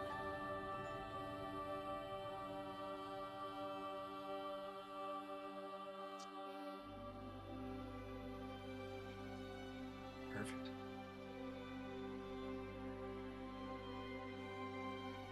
And sure enough, he finds himself this little nook and leans against a tree, and arrow or bow is out and ready and ever observant, and you see his eyes drift upward, and the clouds are gone, and there are millions of stars in all directions. No one is doing anything else tonight. Nope, before bed, as promised, Willow is going to journal. Making sure all the details are fresh, writing in everything that has transpired through the day.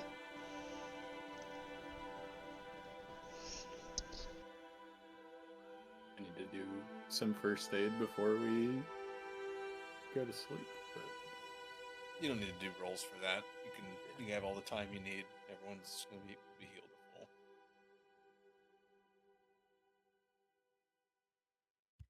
Oh, thank goodness.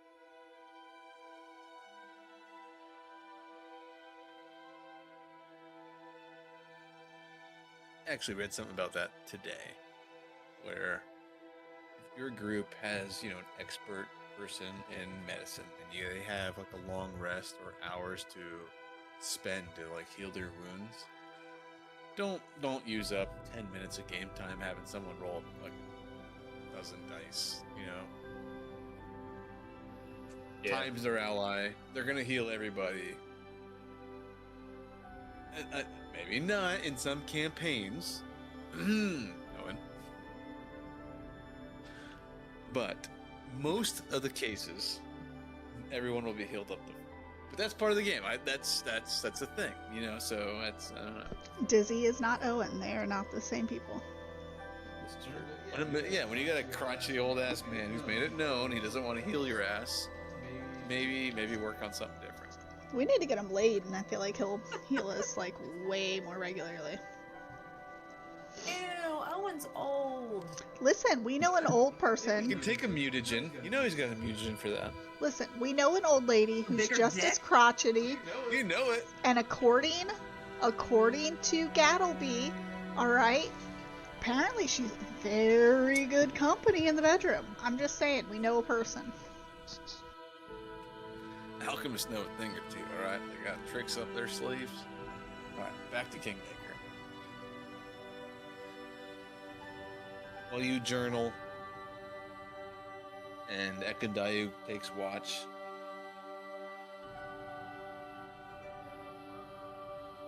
he comes over and kind of like confides in you for a moment.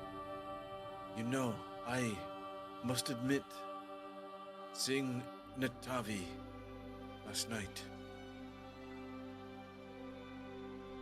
I was almost convinced by her words. Since my wife and child were killed by Gragglebeard, I have felt very alone. But being with your group, people I have grown confident to say are real friends,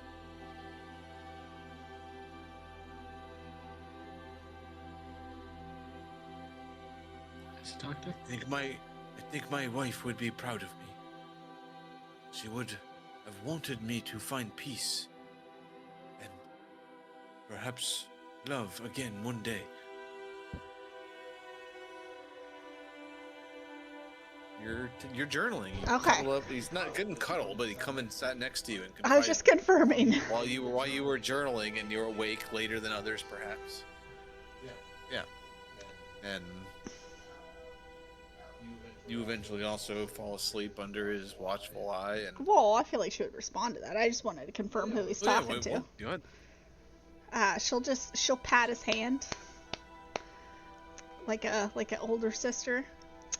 That is just, that is so sweet, and we hope that for you.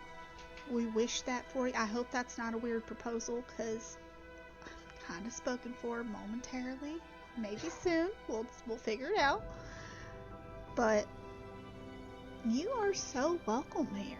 We are just a bunch of broken, fucked up misfits. Just, you know, trying to do what we can to fix what others fucked up in this land and maybe do it right. And He kind of like immediately puts his hands up at first. Is no, that is not what I meant. If that is the way you took it, you are not my type.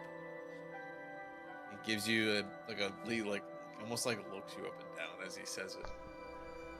she'll lean in and be like, honey, I'm everyone's type. They just might not know it right away.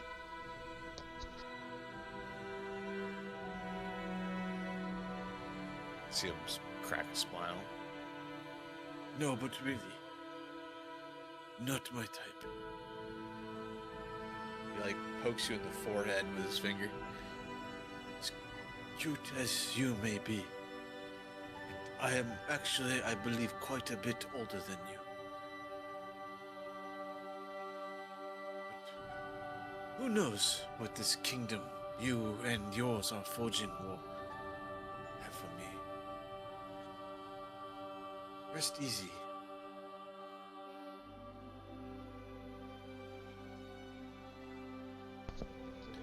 One last chance. Anyone else do anything before the night settles? Anyone goes to bed, rests up? Wander, rest, Oak rest, party, Thaddeus. Everyone rests through the night. Fully healed.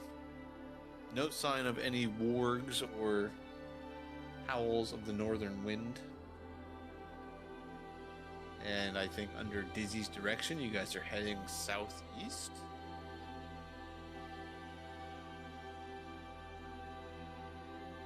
That's what Remember Dizzy where says. The light was the island. Candlemere Island is here in another like sub portion of Tuskwater Lake. All right.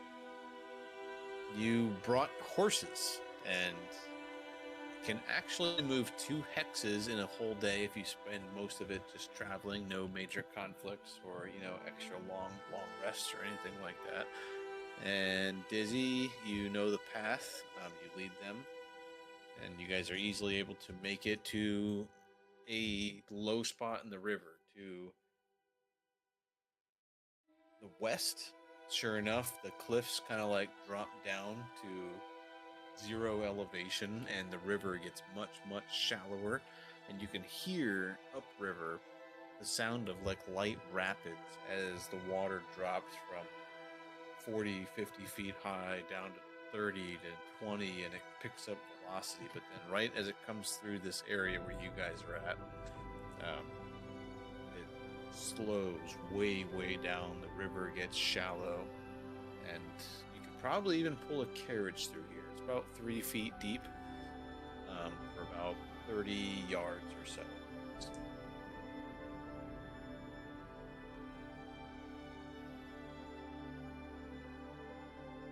Sure enough, many of you guys had wandering eyes as you guys traveled southeast to the aerial stones that you guys could see way, way out in the distance. And your path, Dizzy, you moved through here. The sun was setting. You didn't have the greatest of vision, but as you guys set out early in the morning to see an extra mile or two, the cairn stones are immense. The burial stones that look like they're probably 15 or 20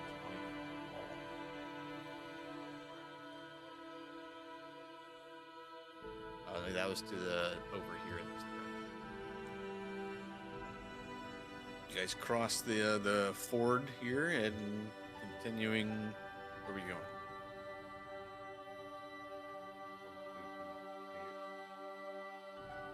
this open area here.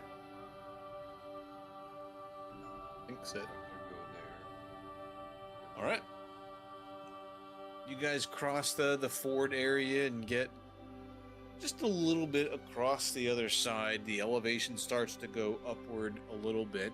And everyone give me a perception check.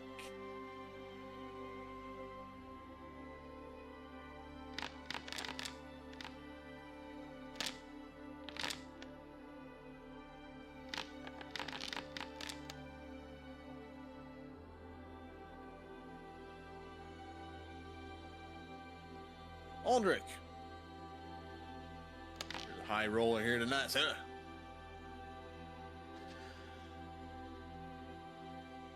A good distance away from the Tuskwater Lake's edge, you guys have shaken the blood, the fur from the wargs' bodies and your blades. You guys continued southeast. Not, like I said, not along the Tuskwater Lake, but very nearby, a couple, 10 miles or so. Way out in the distance, Aldrich, as like I said, you guys kind of regain some elevation about 30 feet up or so, looking downward back towards the river. Pedaling, you can see what looks like a tiny skiff. It's barely more than like a carved out log. It's drifting like unevenly near the base of the cliffs there. You see a figure inside, paddles clumsily, left, right. It's got a flat piece of driftwood that looks like for his paddle. You can hear now, just barely, curses echoing upward from like the cliff sides. It's possibly like a wide straw hat that's bobbing with every stroke. Even from here, like I said, and you pointed out, Aldrich, you guys can see now obvious water sloshing back and forth, this trail up the riverway, and cursing echoing up from the cliffside.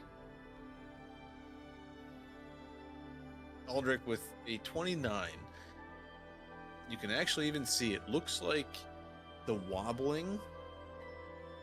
It looks like his boat, his skiff, his little tiny fishing vessel or whatever it might be is taking on water.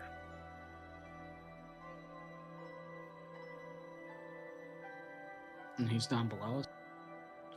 Yeah, you guys just crossed this ford here, went about 100 yards or so across the river, and elevation for you guys started to go back up. Like this section here is about 40, 50 feet higher up in the air, a small little cliff. You guys just crossed this, got up here, and the elevation started to go up again. Looking back downwards, back towards the lake, 200 yards away, you can see this little boat drifting up the river. Wobbling back and forth, a lone figure, panically paddling back and forth, but the boat, his paddle, everything about his setup just seems questionable at best.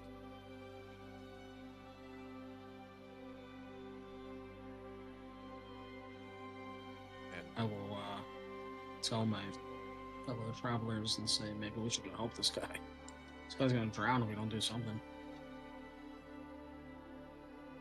If you had to guess, it looks like he's in a mad panic to try to make it to the area that you guys just crossed, where the river gets shallow and the water calms, and he could possibly pull his vessel ashore somewhere.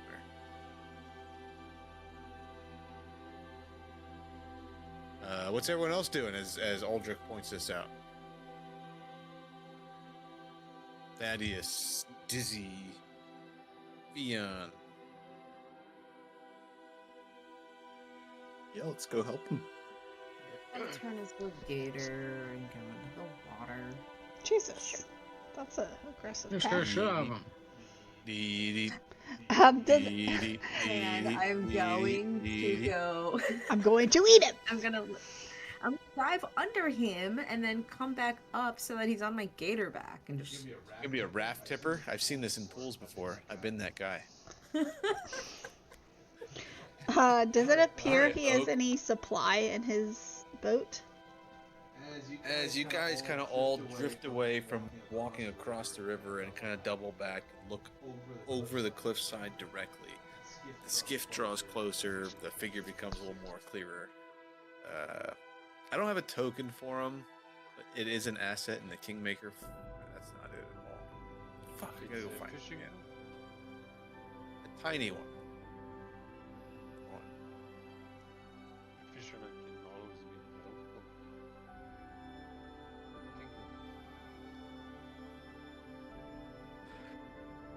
Bro, that is Figure Snoop Dogg. becomes.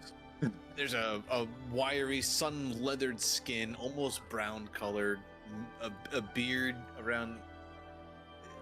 It's almost like moss-colored and brown, but like an elongated goatee, weathered from years under the open skies. Clothes are patched burlap, half-buttoned linen. His boots long surrendered to the muck. In fact, in one hand is a string of fish that is dangling against the side of the boat, and he keeps slipping. He's trying to like rehook it on. And the other hand is the paddle that he's like paddling with one arm, and then occasionally puts the paddle down and fills his boot up with water. One of his boots, and he's dumping water over the side of the vessel, which is tiny, by the way. You can hear, son of a bitch, man, these damn amphibians in this area. Hey there, folks. Big arm goes waving up at you guys along the cliffside. Oh boy, am I glad to see you, some proper folk, you know, Shed. Y'all look like the folks that can swing some steel. Help me out here if you could. Throw me a rope or something. Do have a rope. We'll That- retrieve that and make our way towards him. Meanwhile, Willow's gonna like be super mischievous and like lean over the edge, like take on the classic like teenager pose and just be like, no, she's super friendly. Just put your hand out. She'll only take one finger, but she'll help you right out after. Why I need all my fingers? Come on, throw me that rope.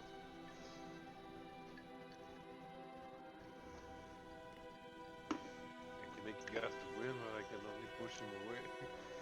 I've got a rope. Gonna try to throw him a rope.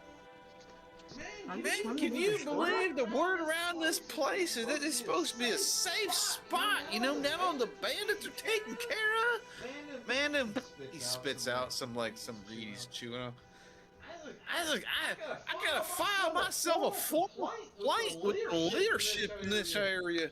You know, they just ain't taking care of the area. It's dangerous out here. My favorite fishing spot's done been contaminated. Maybe Is toss this her a back, fish. Andrew? What's that? Andrew, What are is you this talking your about? back? What? Sorry, Lindsay? Is this dude on my back? On your back? Well, as the rope gets tossed in and your large alligator form kind of emerges, underneath his boat? Underneath of him, I was gonna just kind of let him surf me to shore. Well, he's on the boat. He's not gonna climb on top of What you. would be like, Oh, he's he's like on in the like a boat. double. Okay. He's on like a double wide or triple wide canoe. He's on a John boat. It's a tiny little John boat, and it looks like there's a big hole in the bottom, like about the size of like a grapefruit or so. And give me a nature check, actually, as you're down there, Willow's just looking at it from the bottom. Willow's just gonna like kick at whoever's like putting the rope down to like raise it higher. Give her a fish. It looks like a big bite mark. Oak is missing out of the boat's bottom. And it's taken on water like a son of a bitch, and it's actually pretty miraculous he's made it this far along river.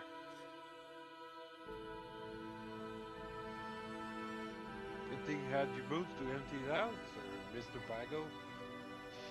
I still got one on my foot. My name's Arvin. You know, they call me Arvin the fisherman. the fisherman. Maybe you heard of me, maybe I hadn't. You know, it used to be them bandits kept folk off the lake, but now, yeah, now there's something meaner in the area. And like I said, I gotta file myself a real formal complaint with the people running this joint because it ain't very safe.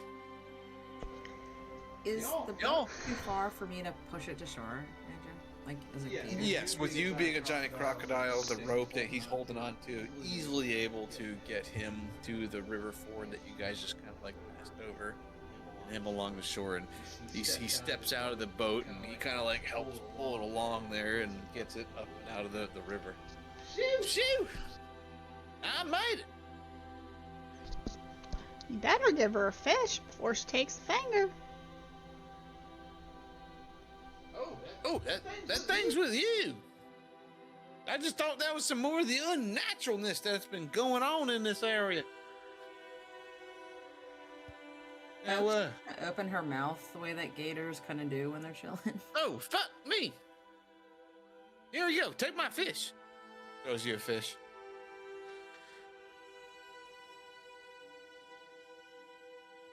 Do a little gator wiggle. What's been going on here? I've been just fishing. That's what's been going on. Trying to anyway. Word is that, you know, in the world that this area is safe. The bandits got chased out by some folk, and you know, the word is these folk are some real good people and all, but I ain't seen it because this lake ain't safe anymore. I come here from a long way, heard about a good fishing spot, and I investigated it, and sure is rain. It's a good fishing spot, but it's not safe. These people saying it's safe, it ain't safe, and I need to complain. You know, you don't look like you've been from the city or something. Can you possibly tell me who I need to go complain to? Because what's going on this lake? People say it's safe for fishing. It ain't safe for fishing. I am so ready to drag this dude back into the fucking water. He's so close. I'll fucking drown him. I'm gonna drown him. Did you file for a permit? I heard that they request you let them know that you actually are doing stuff in the area so that they can ensure it's safe, because... What's a permit? It's a letter that says, hey, I'm fucking fishing here, is it safe? Well, I'm fucking fishing here, and it ain't safe. Well, you didn't file a letter, so...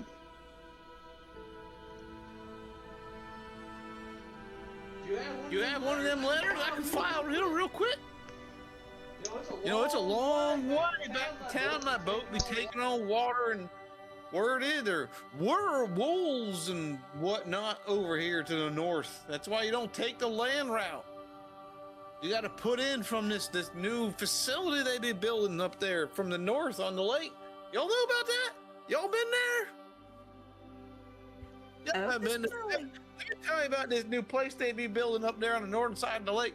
You know, they be building these structures and whatnot, and houses and shit for people and farms, and they even got themselves a brewery and whatnot. You know, yeah, I came up the lake hearing about good fishing spots and safe, you know, free of banditry and all that. And well, all the good folk were gone, and here I am fishing on this dangerous ass lake. It ain't safe. Well, it ain't safe to fish here. We got a big problem. You know, there's an amphibian problem here. What kind of amphibian? Frog? Turtle? Big one. What kind of amphibian problem? What's everyone else doing right now? Eric is gonna sneak up behind him and like huff and like chortle menacingly, like right at his fucking feet. Aldrich, ruler of this kingdom that this guy is. I'll just stand there with my arms crossed and just shake my head.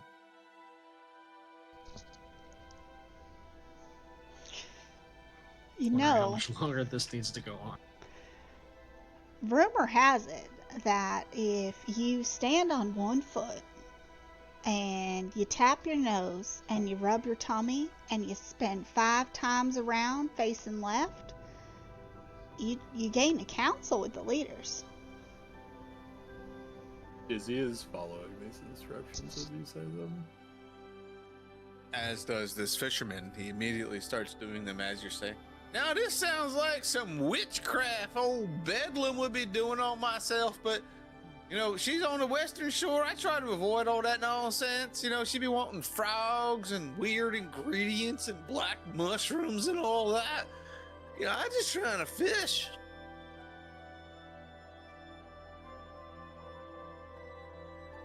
What y'all know about that? And by the way, do y'all know what any of the people in charge, when I get back to town, what they look like? Because, like I said, I got this complaint I gotta file, and what's this crocodile doing at my feet, dagnabbit? He moves like 10 feet away from me. Is he on his 5th circle?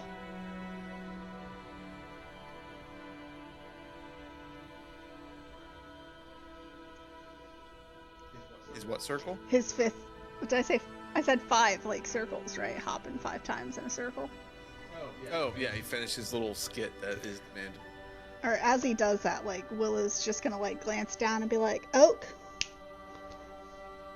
Come on, girl. And, Oak's just gonna turn back into a half-elf and right in front of him.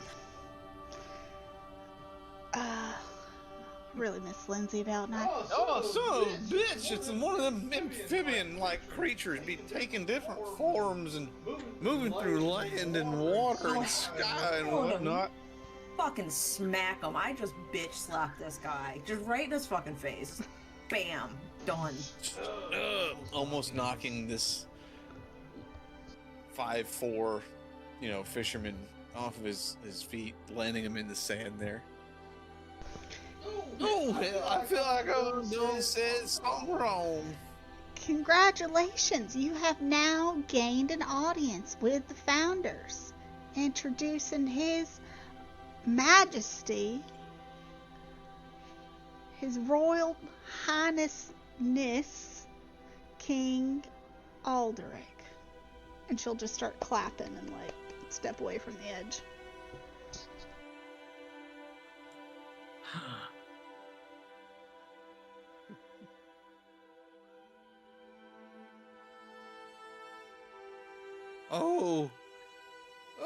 What hell, did I just embarrass myself and stand in front of somebody important? Who did Great founder folk? Wait a minute. It's you guys.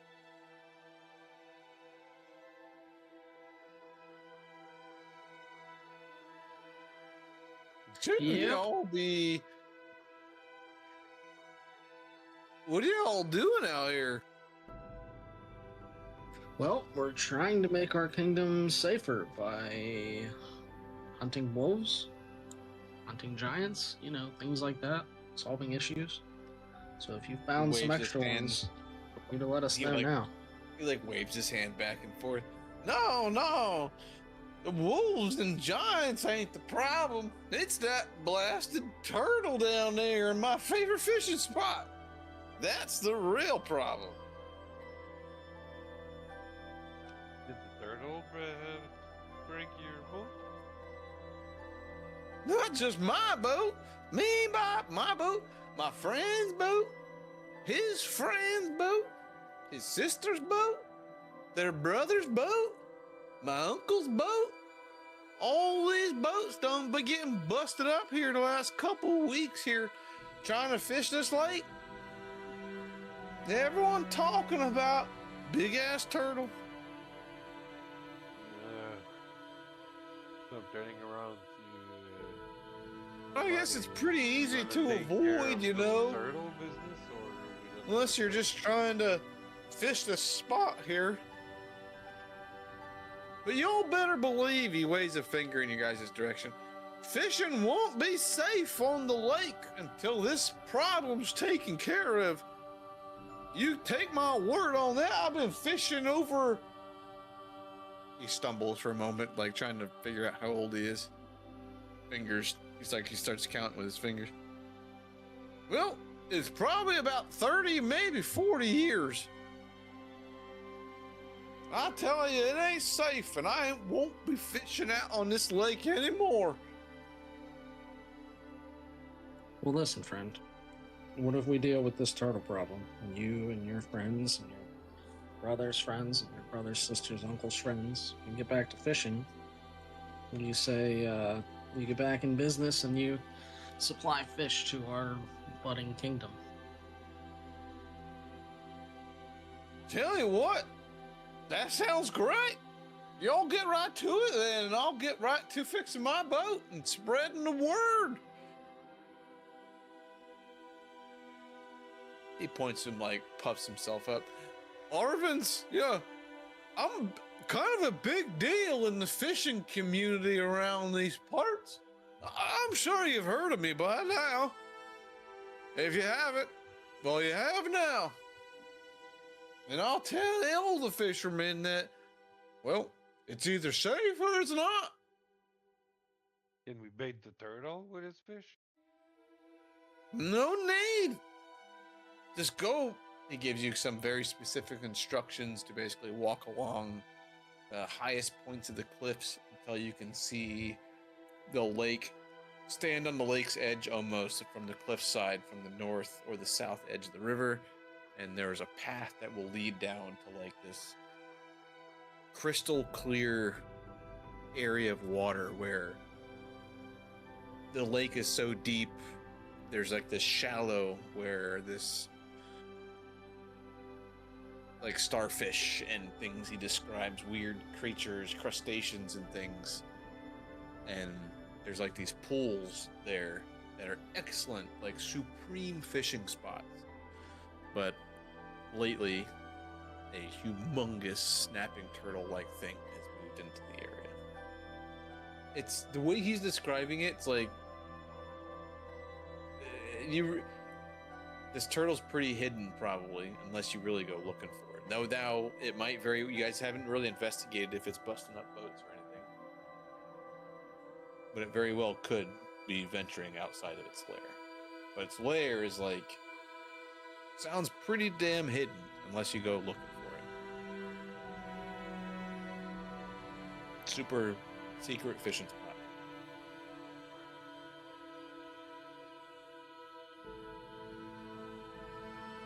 And he marked on our maps where to go, right? Yes, he marked on the Okay. map. It's in the hex to the west of you guys. But yes, you guys have very, very specific instructions. Your survival skills, dizzy pass through this area. You guys could find no problem. We just have to go there instead of there. I've been looking my boat back to the town. And Y'all seen any wolves lately? Well, we killed about half the pack, and then they fled. I don't think we'll have a wolf problem here for at least a little while. Good.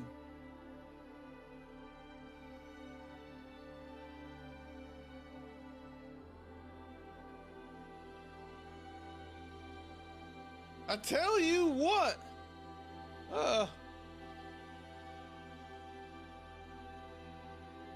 I fish up all kinds of crazy things out of this lake, and I'll give you the most valuable thing I ever found. It's this weapon. Looks like a farmer would use it cutting corn or something, but I tried it once, playing around. I'm gonna cut my damn head off with the thing. I threw it. I didn't mean to. It done slipped out of my hand, and it went whirling across my house and coming back at me like a damn boomerang. Y'all can have it. It's yours if you can take care of this problem, and I will do my best to set up some sort of fishery or fishing establishment for y'all, and y'all can count on me. Again, my name's Arvin. Don't forget it. He puts Alright, his Arvin. hand out, like make a handshake to somebody in the middle of this group of 6 of you and 2 large, the bear, the goat. Fionn, what are you doing this whole time?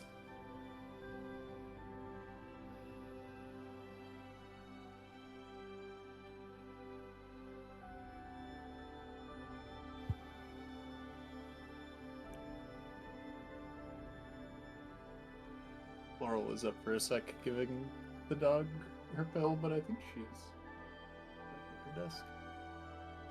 She had her headphones on. It wasn't like a pressure question. It's more like I didn't want to like let you can't. Yeah. I'm gonna check out her.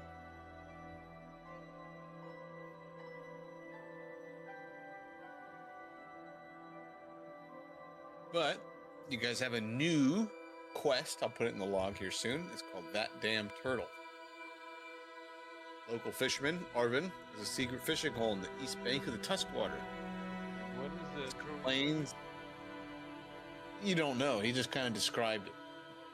He said it looks like something a farmer would use for cutting crop or corn. Her computer died, and thus just leaving the Discord. So. Oh. Sorry. Welcome back. I was just trying to take out Curb. I thought that was too much for my computer. Curb's still doing good. Yeah, she's doing great.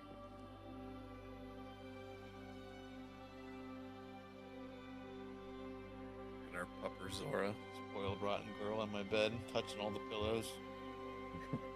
Touching all 4 pillows on the bed. Kirby sleeps on my pillow half the time. I don't know if her toes are actually touching this other one, but I imagine they are. Well, She actually sleeps, like, at night. She'll go and sleep with the boys. Like, she spends her evenings with us, but once, like, we go to bed, she's like, I gotta go protect the boys. Arvin looks like he has a long couple of days here with dragging his skiff back. It doesn't look very easily repairable. I mean, it can be repaired, but not like out here in the field, unless like you guys got magical mending type spell. I know. But the way is clear, and he should be able to make it back safely back to Brackenhold. That being said, you guys continue in your initial direction that you guys wanted to, ending up in this area. Any parting words with Arvin? Otherwise, you guys hustle through the late morning, grab a quick lunch, thanks to Willow's preparations and rations, and continue using your mounts, bear, the horses, and right across these rolling hills and But, occasionally flat plains of tall grass. Go ahead. Did we want him to change direction for the turtle? Oh, I don't know. I wasn't trying to. I'll bring it back, guys. Back. I personally, I've got no answer. We're Do roughly we keep going that halfway direction, or point. we go to the turtle there? Party discuss. Get you guys some water. Keep let's figure out what you guys are doing. I definitely don't want to control where you guys are going. It's this giant map. I want you guys to fully discuss kind of like all the Yeah, moves. that's why I stopped you before she was unloading all the area. I'm listening. You guys discuss. What's up? is the snapping turtle in size like it can't go up the river? It can. So, Willow, can we suggest maybe it change its preference to, frog folk and send it up that West River instead? If we can avoid killing all the natural life, I'd prefer that. Less chance of pissing my sister off. Yeah, the river that you guys just walked through, where it's about 2 to 3 feet deep, it's about 50 or 60 feet wide. The river narrows and shallows quite a bit right here, creating like a natural ford. like shallow enough and safe enough that you guys could pull wagons through. But normally the river's well over 100, almost even 200 feet wide in some spots. But right here it gets really narrow, about 50, 60 feet wide, and about 2 to 3 feet deep. Now I'm AFK. It's not a bad idea. Dizzy, how's your turtle negotiation skills? This We could go hex check is it literally out. called the Gudrun River Ford. It's just a thought. I mean, I feel awful bad, like we're just exterminating everything that was here before we are. But Maybe Well, I it's don't really turtles want to keep nice. the turtles out. The warg's kind of different story, but Yeah. Let's No, get I this turtle to agree. go west. It's all you can eat. Frogs for days. Depending if it's really a turtle. Listen, man, I'm just a fighter. A turtle's a turtle. I'm just saying that guy. well, we seen tracks, and I think it was Dizzy and Oak both said it seemed like that of like a snapping turtle. So I gotta turn you up, Spirit. You are so quiet right now. So if we can avoid killing it and make it into an ally, let him have all the frog he can ever crave and whatnot, because wood can't taste good. Otherwise, I do have a spectacular turtle soup recipe. There we go. No, I'm kidding. Listen, you gotta learn to see the silver lining either way. I mean, as a child surviving out here, you learn to make everything edible.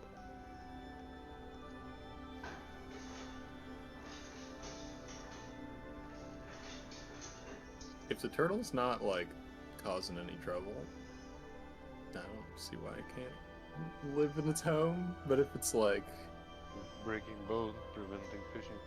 No, that's where I'm at 100%. If we can get him to stop, eating boats, and possibly send him upriver, and he can have fun with everything he wants up in that river. We'll make sure we claim that as a preserve. Any fish, anything that's up that river, we will allow him to have access and first rights to. But upon exiting into that lake, that's our territory. So we'll give him that West River. That's a big ass territory. Yeah. And we can protect our eastern flank. At least help.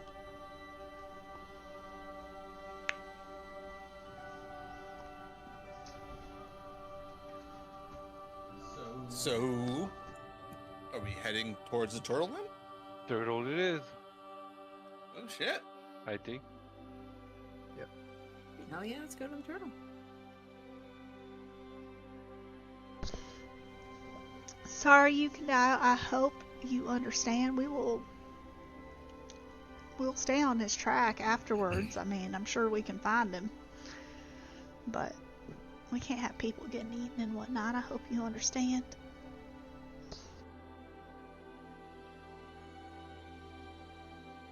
All right, taking your mounts and your horses along the southern edge of the river, following the directions of Arvin. He describes a narrow path that you guys can kind of like take down to the shallow area of pools before you get to the lake's actual edge.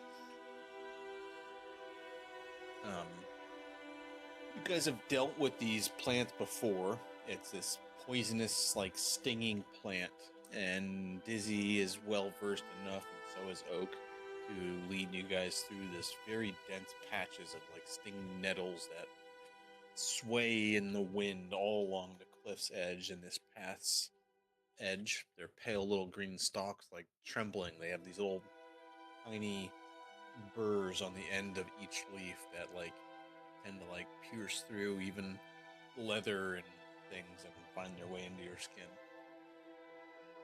But you guys navigate past all of that, and break down into this downward slope. It's a very steep little decline from the cliffside downward. Old?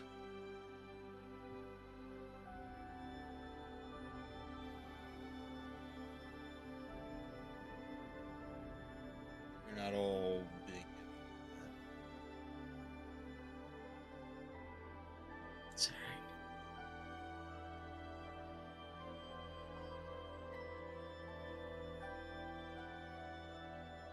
Two Fions. You got a Morty. An Oak. Oak, there's no doors to open. Thaddeus. And Willow. As you guys come down the cliff's edge, this path that Arvin described, and sure enough, right where he said, as you get to the cliff's edge, kind of turn back the way you walked from and look towards the river, and you'll find this like trailing path that doubles back on itself towards the lake. And you'll find these pools of very, very clear water right on the lake's edge. And Oak, right? You don't even get that close. You guys can see right from where you are the clarity of the water. There is so much fish here. Large, 2 foot, 3 foot long, different varieties of fish dashing throughout. As every step each one of your group makes, the shadows that you guys cast send them darting in all directions. You see, as Morty takes a few steps and the shadow gets cast just the right way, several fish dart over here in this direction towards the lake, sending more up in a different direction. You see like a huge amount of bubbles come up to the surface, like right over here in this direction. And then it kind of like moves and disappears.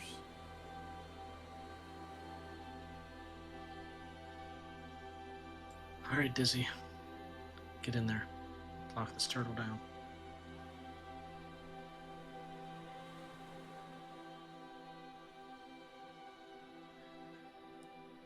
Dizzy, this is a beautiful spot. Every water's edge is pristine and untouched by civilization. You see this is like almost like a brackish water where salt and fresh kind of mix and mingle, and every variety of fish that you could possibly know about that could live here seems to have space here. Crabs, different types, everything. This is almost like this should almost be like a preserve.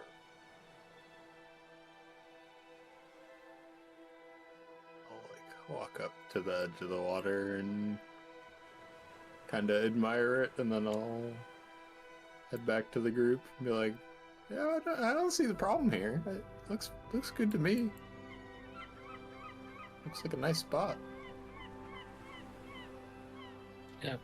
No. Go talk to the turtle.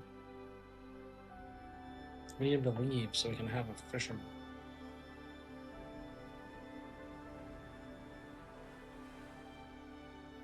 Do I see where? You do. Where the pool of fish seem to just be congealing the most. You can see, you think it's like rock formation that connects like this area and this area all together. And right in front of you, as you get right about there, this immense form rises up out of the water. It's as big as like a wagon or a cart. Shell is every 6 feet wide, 8 feet long, its shell itself. This humongous mouth that could probably just swallow you in one bite rumbles up to the surface and hisses at you. You can see it is fat and bloated. It is so full on the fish that live here. Like, it doesn't need to move to hunt. It turns around in this little lagoon and probably just takes one bite and gets 3 fish. This is untouched prime fishing spot that you feel this thing is sitting here fat and happy. It doesn't have to cast anything, and it has become moved in here and has become immediate like apex predator. I'll just, and once I spot it over there, I'll just greet it. Be like, You hey, like fella. hisses at you almost like a cat. Head tilts to the side, looking at you. Lot of good fish here, huh? More than any can eat. You didn't even say too much fish, right?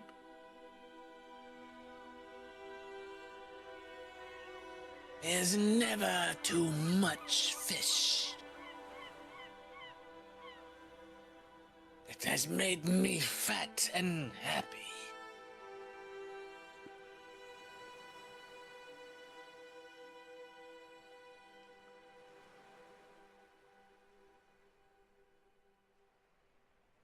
You see? look bigger and tastier than the fish in the water behind me. However, something is different about you.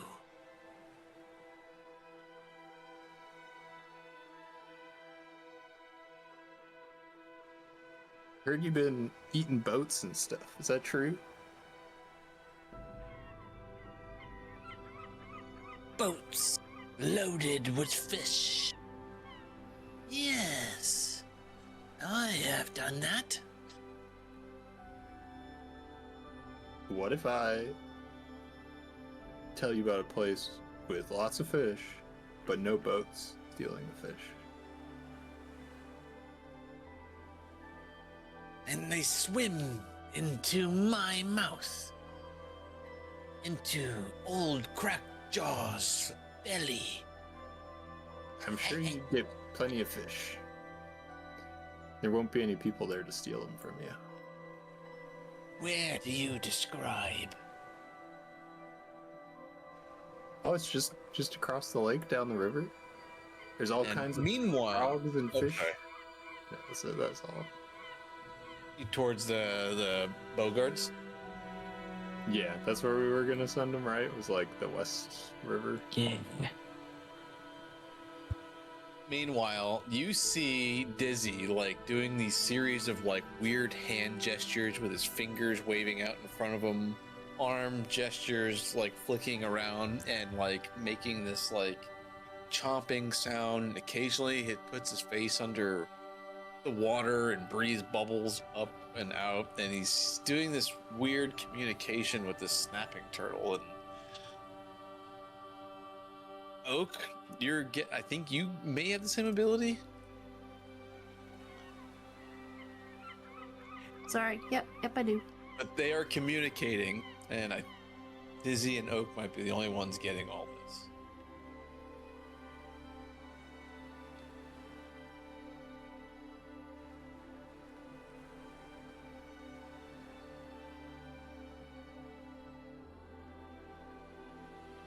But why? Why would I leave? It's so nice here. Crackjaw has grown so old.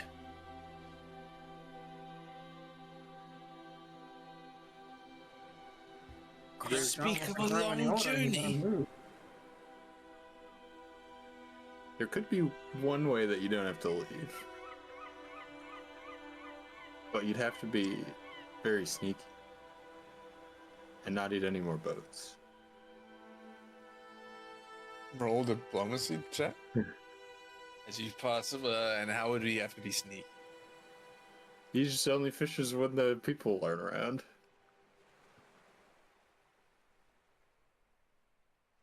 If you see boats, you gotta go hide.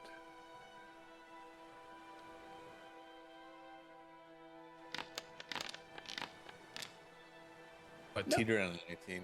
No. 0 points. Oh, crushed.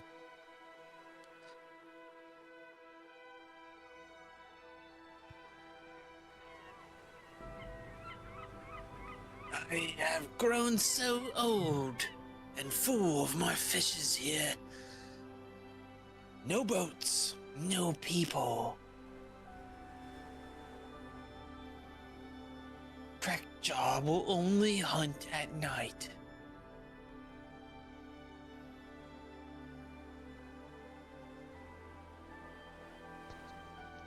That Don't- sounds good to me. Don't I'll forget to go- mention the frog people because, hey, variety. I'll, Before you go,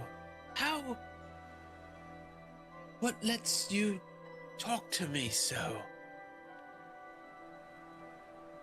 I've lived in nature my whole life. I'm just like you, living in the wild I and am- everything. Almost 700 years old. And I've never talked to a landwalker like you. There aren't many landwalkers like me. Most of them would just poke you with sticks and stuff. That's why you gotta be careful around here. Something tells me you and yours was going to poke me with a lot worse than sticks. Her head gestures up towards the cliffside. I'm old, but I'm not blind. I will do as you ask. He bubbles down below the surface and disappears. He's good. He won't be a problem anymore. From her dialect, and you think it's a rather old female snapping turtle. The But things local like- name is just old crackjaw. It was like 700 years old. I told it, don't let anybody see you and you'll be fine.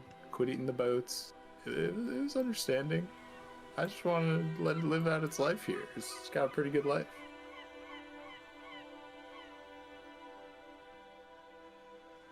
$700? I'm like 90.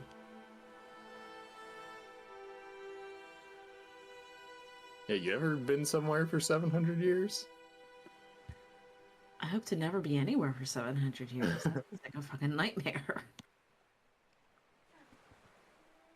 You're not coming through, man.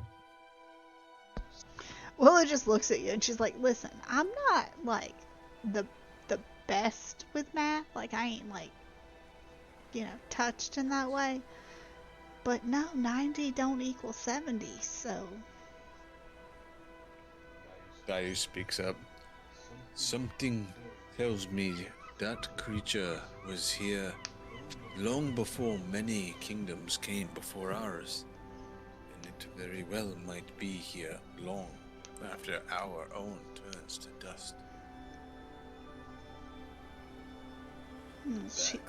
she is welcome. I mean, yes, stop eating boats if she gets bored.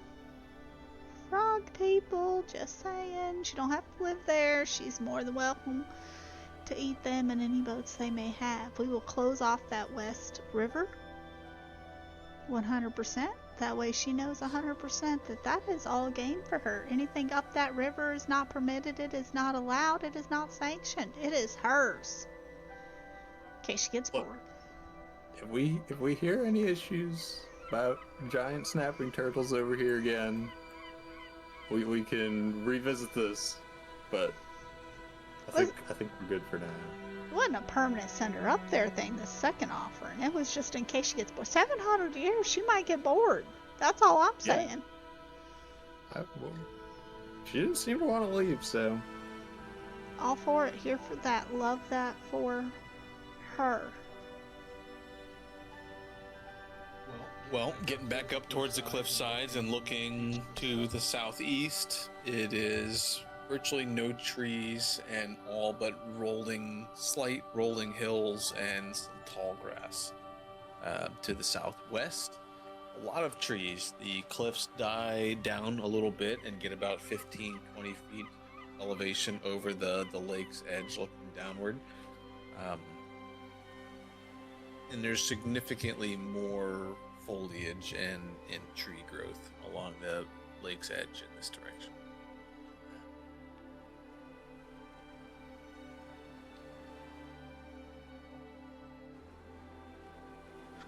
It's about 5 o'clock, 4 o'clock in the evening after you guys finish your negotiations with old Crackjaw. You could travel on for a couple more hours or try to scout and get some insight on some of the areas around you. What's the plan? We get the reward from Knockback. Or Arvin and his quest? Yeah. It will be around, I'm sure. Well, We can... Yeah, it's there. When you guys get back to the fort, it's where he's headed. They have like a quest turn in where the quest giver goes from one location where you find him. You got to turn him in at the town after you get the quest. And I'm tracking all the XPs and stuff. Oh, you're thinking we had to go back to him. I didn't think it was at the town. It's perfect. He had that busted old boat, limited rations, and he was trying to get back to town, quickly as he could.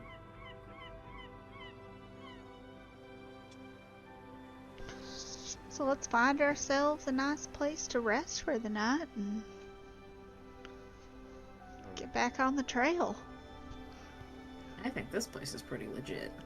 It's pretty nice, and I bet you I can make you guys a pretty damn good seafood boil. I'm in. Or we can go get the turtle for turtle soup. What are you talking about? Listen, the best turtles for turtle soup are actually like when they're rather young in their lives. I mean, 700 years old? That's too many chews per bite. I'm gonna pass on that. Probably parasite left. It's like 200 years old. That would probably be aged well for their type. 700, that's just too much. Well, this spot is probably as perfect as it can be. It's pretty defendable. There's lots of food here. You can basically put your hand in the water and just like hand catch fish. Those pools near the shore are about 1 to 2 feet deep. As you get there are some deeper areas towards the closer to the lake.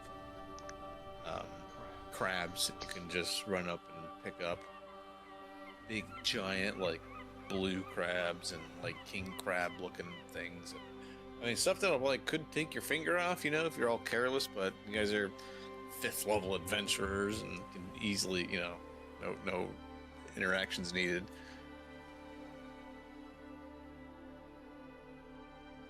In fact, this hex, once cleared of at this location, you guys, is a free refuge.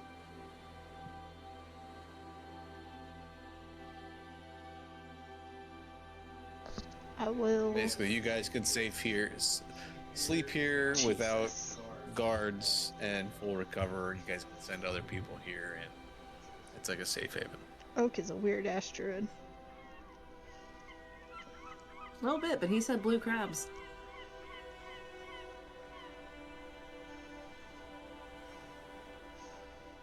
Were you with me, babe, when I was catching blue crab recently? We weren't catching it. We were I was with Rainer. Oh, we weren't catching it when we were. No, we weren't catching it. We were pulling it up out of the water a little bit with a string or something. I don't know. String with a chicken neck on the end. I had fun tempting them, when we were. Get that piece? When we were at the D&D bait shop, I was I had a lot of fun with that, but I didn't pull anything up or tempt anything. I just kept throwing shrimps at them and watching them come out and eviscerate it. Well, going around real quick. Aldrich, Fionn, Thaddeus, you guys doing anything? You guys settle down and rest once more? Yep. Yeah. Chilling. Doing Alright. king shit. Edge of you the know? breeze and relaxing the foot in the water. Straight motherfucking king shit, boy. Alright. Ekendayu offers once again to take a huge portion of the watch, though not the entire one this time, as been up quite a bit. And but I have checked all around, and I don't even know if one is needed. But that said, we shouldn't let our guard down. I'll take part of the watch. Just to be safe. Everybody else. Gotta check your perimeter and utilize Paddington and Morty and through the night. Where are you guys headed next? Back on the trail. Journaling. I journal. Southwest, I think. Southwest. Yeah, I think. If I remember the map. Gargle beard is. Dizzy knows the way. The trees. You guys have been on these kind of like relatively open plains with copses of trees here and there, and a lot of long plains of tall grass that come up to your waist, even 4 feet high or so, up to some of your ribs. Willow, there's times when you're on foot, you hop off a Morty or whatever, and you just disappear in the tall grass. You're gone. It's this 4 foot high, golden color grass, and if you're not mounted or something, it's almost impossible for you to even see where you're going at times. But you guys navigate through and head southwest. Who will say who's up front? Fion is normally a lot of times up front. Willow's up front a lot, and I know Dizzy would be up front right now because he pathed this area a little bit. This is where you stopped, I think, right here. Feel like Willow can only be up front if she's A, on Monty with Dizzy, or B, she is like 5-year-old riding on Fion's shoulders, because she's useless, like trying to quote unquote track or scout in this grass, because she is only she's about 2.5 foot tall, so it's not great.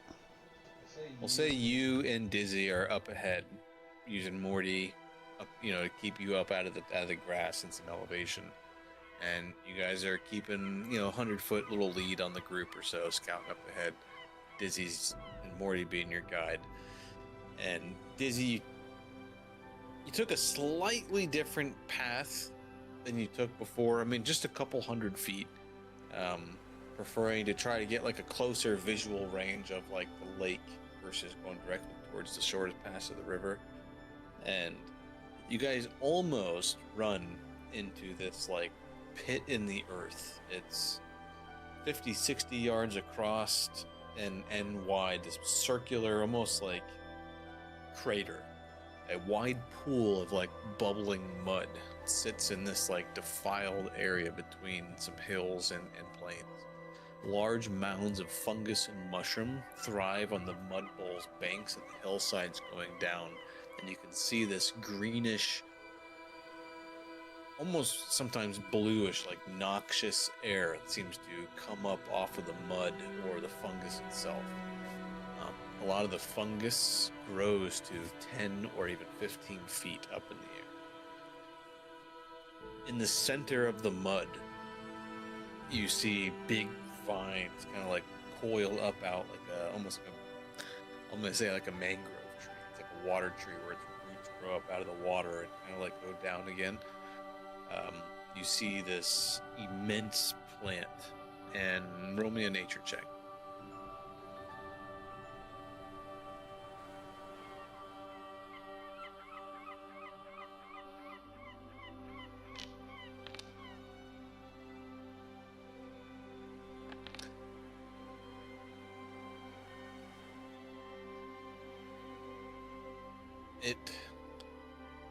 as you guys are looking at it, perhaps it's even your presence at this close.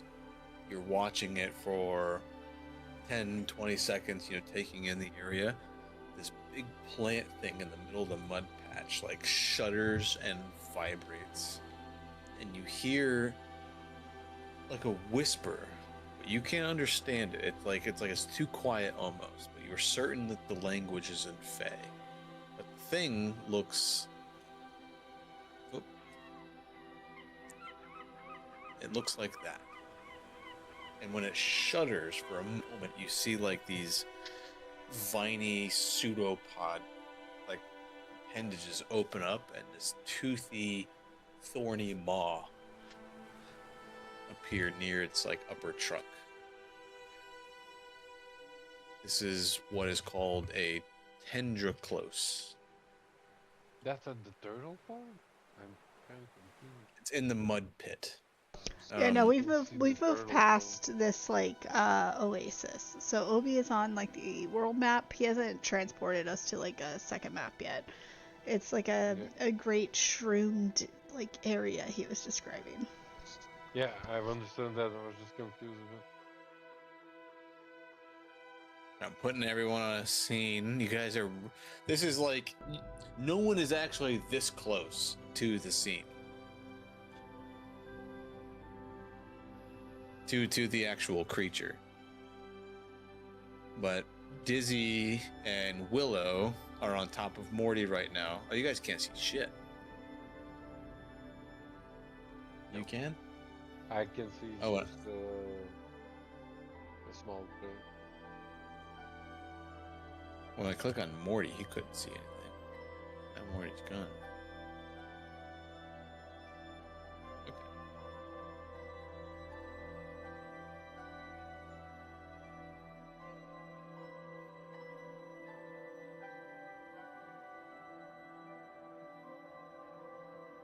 So that's kind of what the scene looks like, roughly. But again, no one has actually moved quite that close, because like this close is like you guys kind of like almost receding down into the pit a little bit, because the pit is so big. The crater's 60, 70 yards across.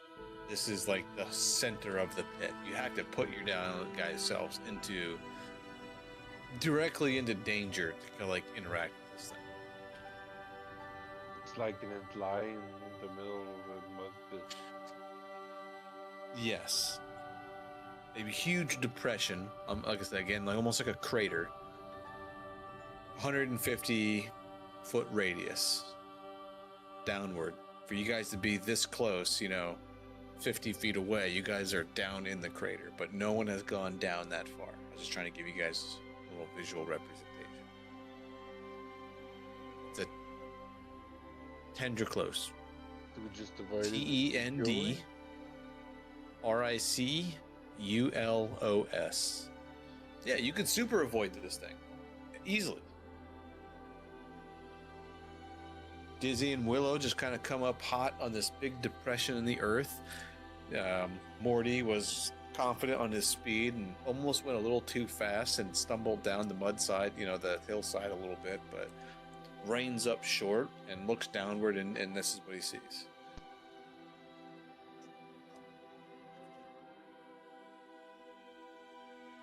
I think we should go around this. Can't really...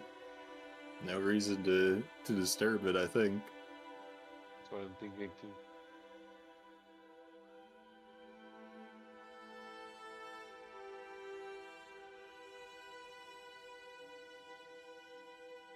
Sorry, Spirit. A lot of times I'll like visually describe something without necessarily putting you guys on a scene until you guys... Yeah, I know that. That's good. Until you guys commit, per se.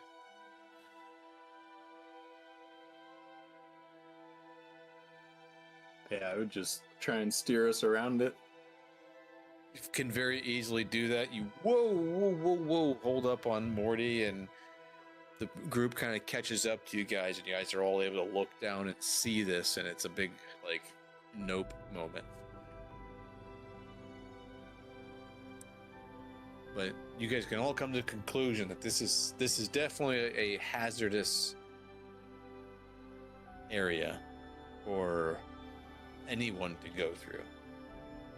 They could stumble upon this and easily, slip down into that hillside, and it's slippery, wet mud all the way down, and poisonous lichen and fungal growth, and then that giant plant thing at the bottom.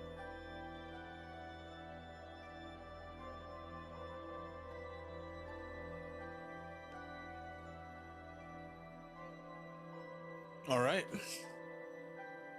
Two things that you guys can see also as you guys circumvent this mud pit and get up out of this copsa tree. Once again, the elevation of the area goes up just a little bit. You guys break free of the tree line and can look. And Dizzy, for the first time, you get a little farther than what you went before. You are up above and can look down on this island here.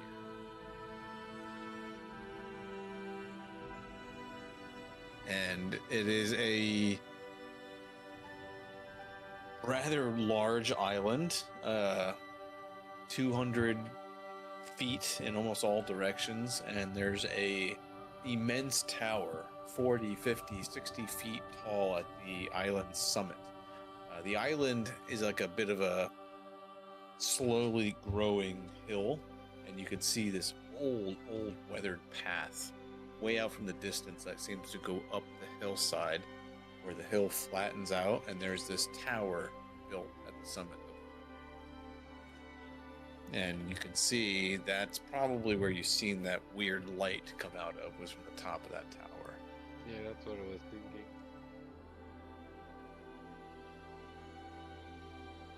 Hence the island's name is Candlemere, as many describe the islands in the tower to look kind of like a candle to those that get close enough to see it. I think we should keep heading south, but that is on my short list of things that I want to investigate. So it's this island that Candlemere is? Yes. Okay, so I will do that thing that I do.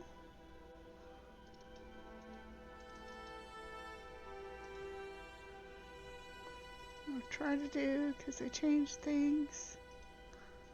Everyone give me survival or nature checks as you guys turn away from Candlemere and look to continue heading south. That's not what I want to do.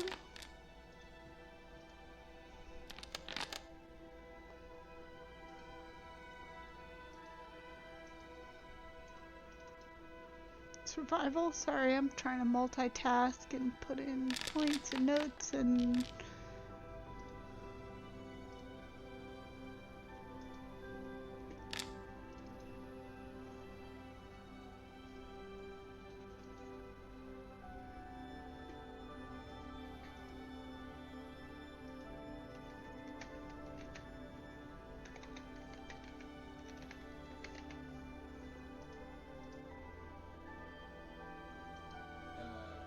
Dizzy and Willow, you guys up ahead again, kind of leading the way. You hear the sounds of moving water, like a river up ahead. And unlike the other one, this portion is much calmer, and no rapids, no elevation really to circumvent. You guys can easily take your horses across. Probably about 2 o'clock in the afternoon, and you guys are able to come down from the hill through some of the taller grass, and as the grass kind of gets lower and lower and lower, and different plant life kind of like takes over some rocks, you guys can see that river. You guys cross southwest again. It's not wanting to let me create things. It's so slow right now. Southwest. I'll have to update that later. As you guys cross the river, where there were the rocks I described that kind of like led up to the riverbank itself, you guys both notice these large indentations in the ground. Almost big enough for like you, Dizzy, to like lay down in. and you guys did circle it a couple times, and it seems to be like a footprint.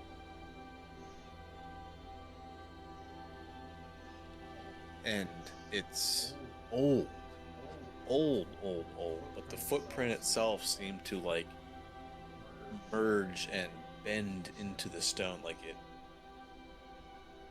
This is a decades or 100-year-old footprint imprinted into the stone. And there's another one. And you can see actually these, what used to be footprints now are like declines in the hillside that kind of come up the riverbank on the other side.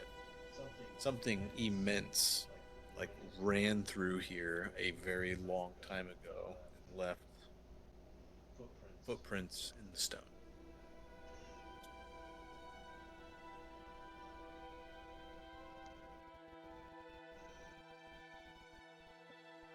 Can you try to identify the footprint? Yeah, do I recognize him? It's giant kind of for sure. This creature had to be 20 feet tall.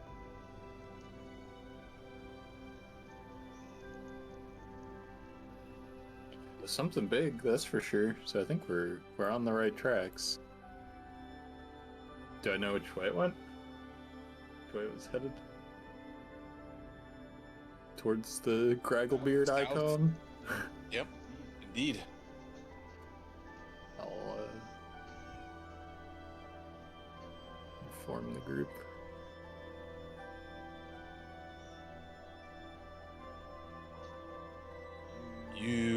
Well, what's the group? What's going on? Form the group.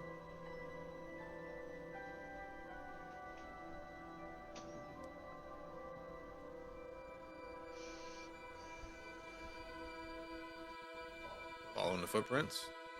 Yeah, we push on. We're getting closer. The trail winds through what feels like a unnatural silence, Dizzy, as you and Willow continue to follow them. The silence where you are almost seems like press against your skin. You don't hear any birds, and where the ground starts to level out, go flat, it starts to ascend and rise like really old and weathered stone. It rises 50 feet, 100 feet, 200 feet or so into this big hillside. And up on top, you see like this area of ringed monoliths.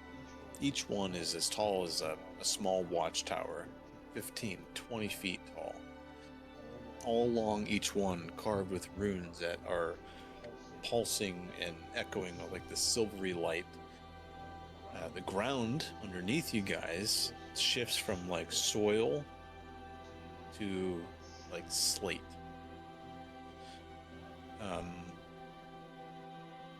You guys, Dizzy, you get trained in nature. You guys are up in front. Dizzy and Willow, you guys can roll a nature check or history or any type of lore check that could be. Oh, that's pretty good, Dizzy.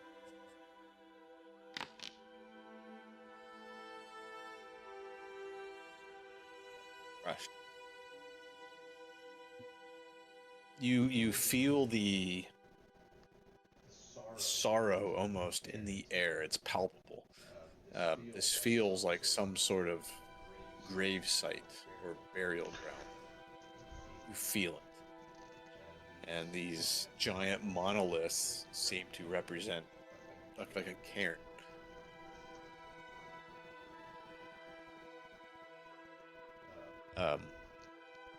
Getting a little closer, they all seem to converge at the center where there's a single immense cairn, sculpted of stones arranged in like impossible precision. And at the heart of it is thrust into this slab of granite of like silverish stone is this this sword of it's immense. The blade itself must be like 8 or 9 feet long, and it's subtly curved like a moonrise. The weapon gleams with this radiance, and it's not the polish of steel, it's like silver. Runes crawl all along its side, glowing faintly with each little passing of the wind. The hilt is wrapped in leather, and there's you can see, you guys get close enough, you can see the guard itself is 2 different like warring dragons coming up and then breathing across each other in like perfect symmetry. One is silver, one is black.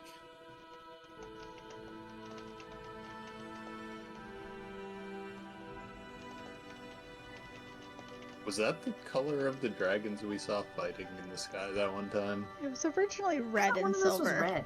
Yeah, it was originally The red one and was silver. red. That's what I thought, but I wasn't sure. We saw a black one.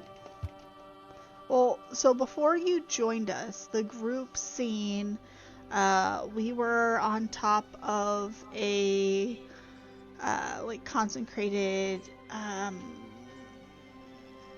shrine area of Aristil, and above us there was a red dragon and a silver dragon locked in, almost like a hawk or falcon like spiral, where their claws were hooked and they were just spinning in like a death match. Okay. And they crashed like near us and then took off and continued in their flight past us.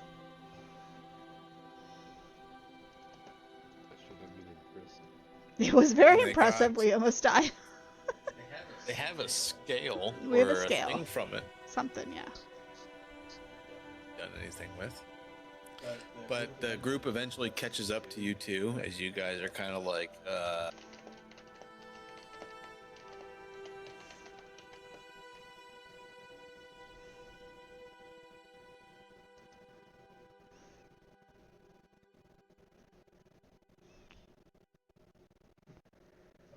whole group eventually gets to the top of the rise in the start of the burial ground and area, seeing these massive monolithic cairns one by one until deeper into the center of it, which is a circle. Middle of it, a larger one. I'll like look back to the group and be like, I've never seen anything like this. It's a little intimidating. A lot of fucking dragons is what he's saying. There seems to be a lot of fucking dragons. There's something magic around there?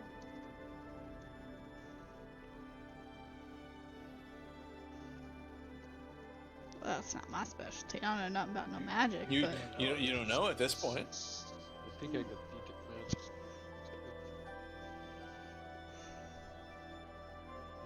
You're casting detect magic. I got a beat Uh, something, I think. And then Fionn, what are you doing? I'm feeling out the good vibes of the crypts.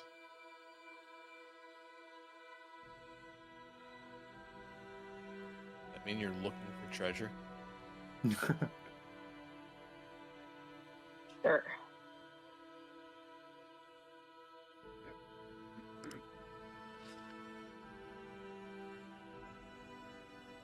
Anybody else see that giant sword?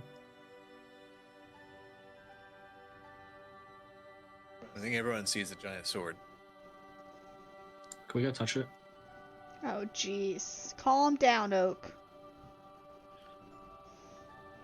As you Oak guys doesn't get up use to that swords. grave, Ekendire's there, and I do not know if we should be here. This place seems most sacred. But sacred to who? I don't know.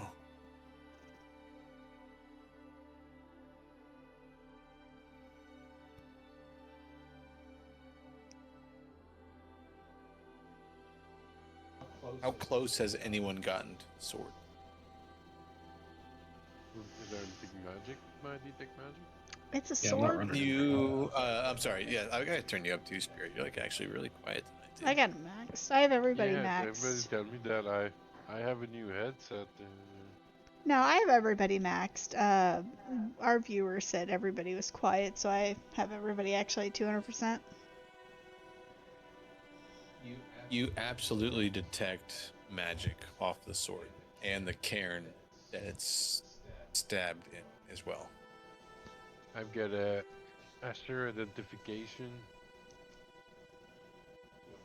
What flavor? It's a feat can I post it? What was the question? I got you so high up as I can. Yeah, I tried to identify. I've got a feat Asher identify. You rarely misidentify an item when using arcane nature or Oculus religion to identify them. Roll arcane. I am good in Oculus too. You can roll occult too. I'm gonna go with occult. Don't use it. I'm better with occult. Oh, was that hero point? Shit. I know the first one is not good. I've called it before. I wanted to roll a occultist, not arcane. You sense a significant amount of dormant primal energy within the blade. But like I said, it seems to be dormant. There's a lot there, buried deep within the center of it. But as you zoom outward, it's only faintly glowing in the moment.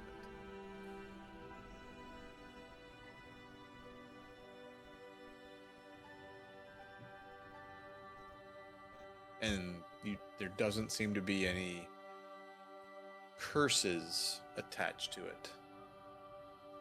But there does seem to be some form of lingering conjuration or possibly even necromancy related magic. Pathfinder did away with the schools of magic. All there's 4 now. Occult, primal, arcane, divine.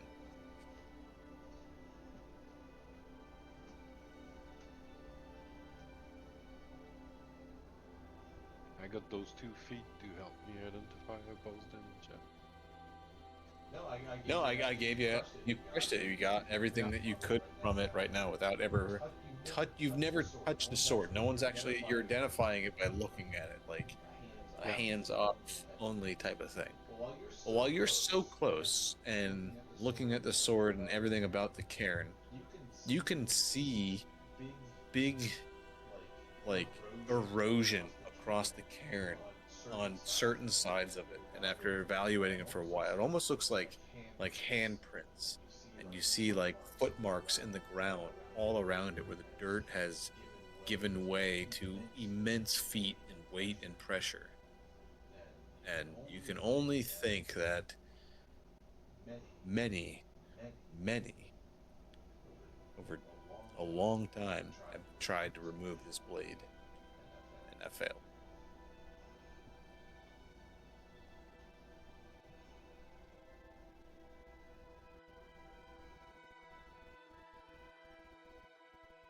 So when I tried to remove it, You're touching it?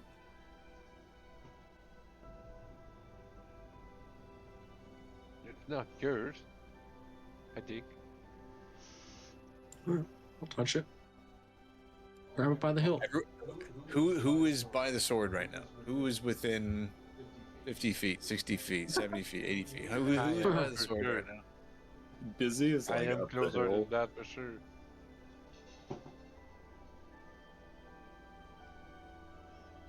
I tried to remove it. I would have gone closer with that. I'm assume it's a big radius. As one of you lay a hand upon the blade, for most, the world seems to dissolve. From those possibly way out in the distance up on a hillside looking in, it's almost like seeing a projection movie in front of you. Stone, time, the hill, everything seems to melt away. And you stand in the midst of an ancient village.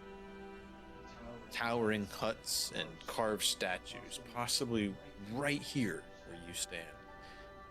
But right now the air reeks of smoke and acrid ozone. Huge, brutish giants, hill giants, crude bellowing, come pouring down from the nearby mountain slopes.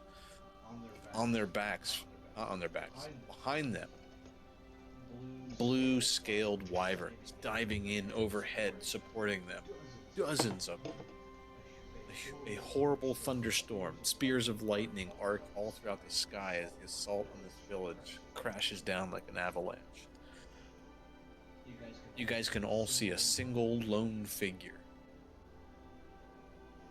He seems to move like the mountain itself. The hills themselves have come alive.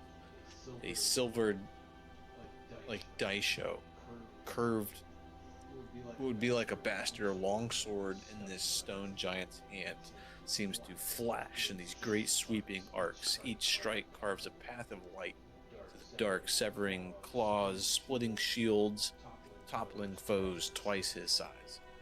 And blue fire seems to reflect in the silver runes as he roars challenges all around. One by one, every hill giant or wyvern that approaches him falls. Way out in the distance, and then Aldrich, this is very reminiscent of a vision that you have. Smoke, this towering figure in the distance. A hill giant, chieftain, or juggernaut, stands every bit of 5 feet taller than this stone giant there.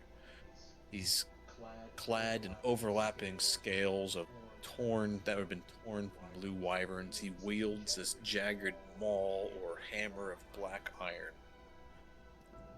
The clash that follows seems to like shake the mountains. You guys feel it every time their sword and hammer seem to like smash together. You guys can feel the vibrations underneath your feet. The stone giant strikes true 1, 2, 3 times. Huge gashes across the brute's armor.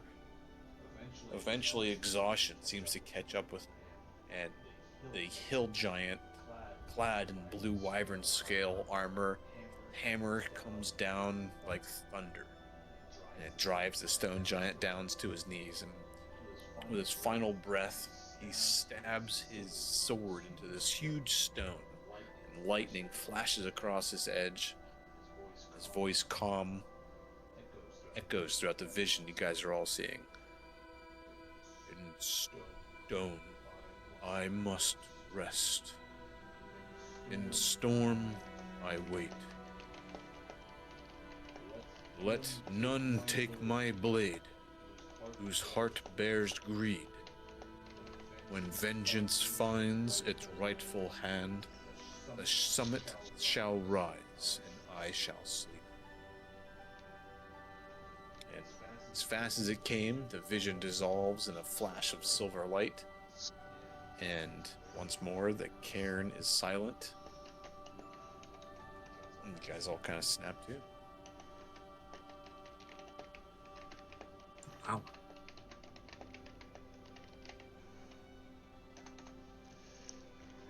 And with 10:30, I think right here is where we're going to call it. Crazy. Beautiful timing. Perfect. Yeah, it's recorded for a ranger friend who went avenge his family. Looks like a lot of this dude has a lot of vengeance coming his way. Oh yeah. He killed Ekandayu's wife and family and his whole village. Apparently stomped out this stone giant village decades ago. Yeah. XP time. I thought it was funny, but for the wolf fight, it was for.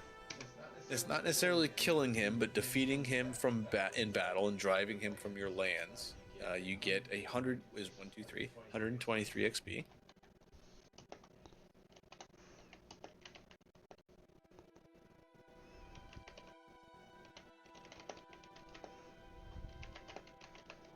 Nice. And let me check old Crackjaw. And that damn turtle. Oh, that's nice. Turtle. I'm going to give you the XP reward, but not the item reward because he's not there to give it to you. It's 90 more XP. And then technically 30 more because it was a quest also. So 120 in total. So 123 plus 120. 223. 836. Is that right? Same. Wait, you said 120, so it's 243. Oh, yes, you're right. Sorry. Do I have to change it manually, or you can distribute Yeah, it? manually. Yeah, you gotta change it, Oh. man. So what was the total? Sorry, I didn't know. I have 836 out of 1,000. Yep. Level I think 5. everyone should be right around. 836, yes. It's like next quest shit. We're gonna need it. This giant thing. Yeah, I think so. When you do a side quest, ding real quick. Just cash. Where'd that turtle go? Let's go chase him down and kill it. Yeah. And then it's got the XP for killing it, basically. We changed our Well, mind. Let's go kill it. There is the island. There is. Well, there's not actually a whole lot. There's the island. The plant There's the island. and the plant and lion. I want to do a quick thank you to DM Salvadore for actually sticking with us from the beginning to the end. It's always awesome when we have somebody like watching in and giving input, so I can try to make things good. Damn, I really appreciate it, man. We don't get a lot of input, so anything that you throw at us, I'll try to review it and make it better. Told him I miss Yeah, thanks. his profanities on the dunes.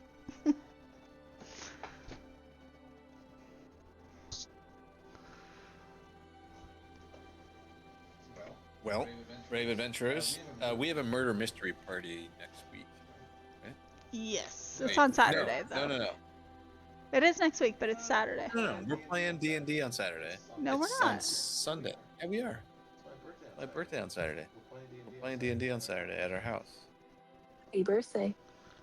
Their birthday, the thing's on the 18th. So it's a following weekend. Fall Saturday. Okay, I'm pretty so sure we're- it's on Saturday.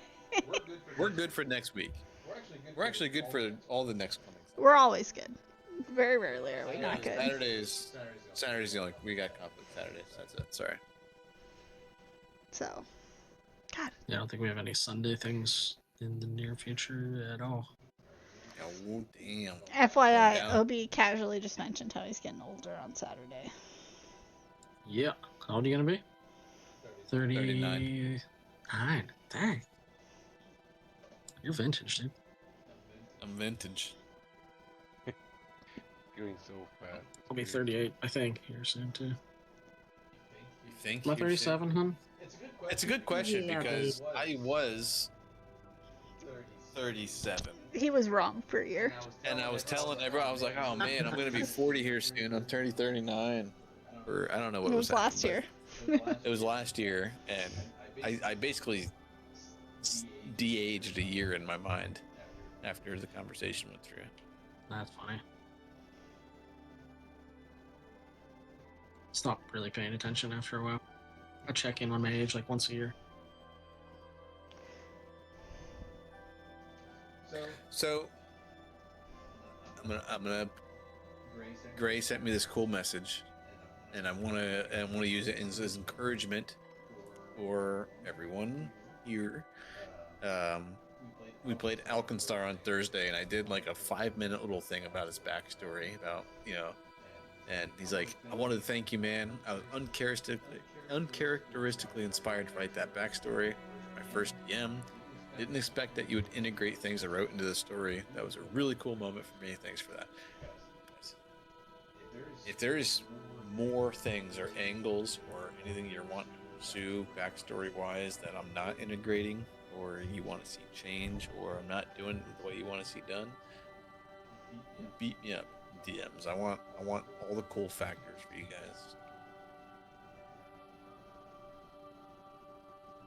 I think you Try do to a lot of slow- it. You're super good at it, so. Yeah, try to do slow drip in some directions. Can't do all the drips for everybody all at once, but I need to know more about Dizzy. He doesn't believe me because, like, he thinks I'm biased because I'm married to him. of course I like think you bring in our character backstories and stuff. I shared that thing that I wrote last week because I felt like, I don't know, just trying to push the story a little bit. Like, where did Dizzy think come it's, from? What about Oak? I don't know. Oak has given me the least to work with, I think, this campaign. She's A descendant of Dorhor. descendant of wolves and animals, not from here. So I don't have a lot of tie-ins for Raised like. by bears who were slaughtered by hunters? But I have a thing. It's really cool, and it's coming soon. It's just it's tied to when. Alright, spoiler. It's tied to when you get your next feat that lets you take more forms. We gotta do side quests immediately. Because you could have taken something that lets you take human forms this level. Like you can turn into an elf, any fucking human form that you want. Oh, you have it. You do have it. Can she turn into a Anthropomorphic shape. normal human that doesn't cause chaos? What? You transform into a small or medium dwarf, elf, goblin, halfling, human, orc, any fucking basically like humanoid that you can imagine. Oak, I didn't think she took it. I thought you took something else, Oak. You talked to me about that, taking something else. I should have inspected closer. It's woof on my part. All right, backstory upgrade for Willow or Oak.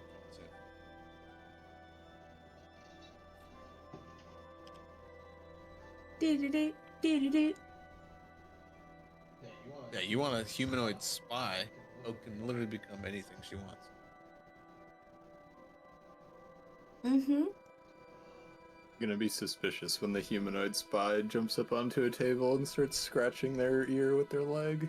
Yeah, for real. Does she learn how to human when she turns into a human? What? No. Wait, Definitely I'm not like gonna jump up on someone's fucking dinner table, shit in their food, and try to bury it. Like, That's what you do all the time. I mean, everyone shit exhibit on A, someone's B, meal. and C. You don't shit, no, but you are not. I mean, where have your hands been? It's the same thing. They don't live in we my gotta look at ass. your Oak. We need to look at your transformations too, because you have untamed form, which when you use your focus spell to cast untamed form, I'm gonna link these as I go. When you can cast it as a second level spell, it becomes animal form, right? Jeez. So click animal form. When you cast Yeah. animal form as a third level spell, which you should be able to do,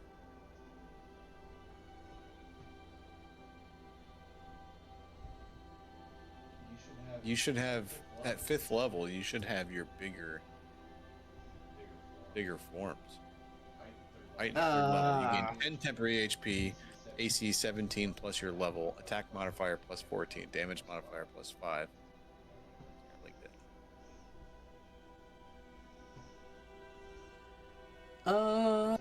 So you were a bear, and you were not doing. You were doing like D8 plus 1, I think, or maybe 2d8 plus 1 on your bite. But it should be. I gotta learn how to implement this for you. But you should be casting it at a 3rd level. You cast your untamed form now, using a focus point. Your bear should be. Yeah, well, fuck. Your animal form should be way more nasty. Oh, hell yeah. I mean, yeah, plus 14 to hit versus it's absolute game changing. Yeah.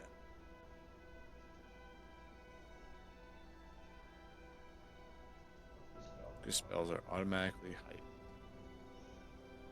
I'll work on that mechanically. How to make it.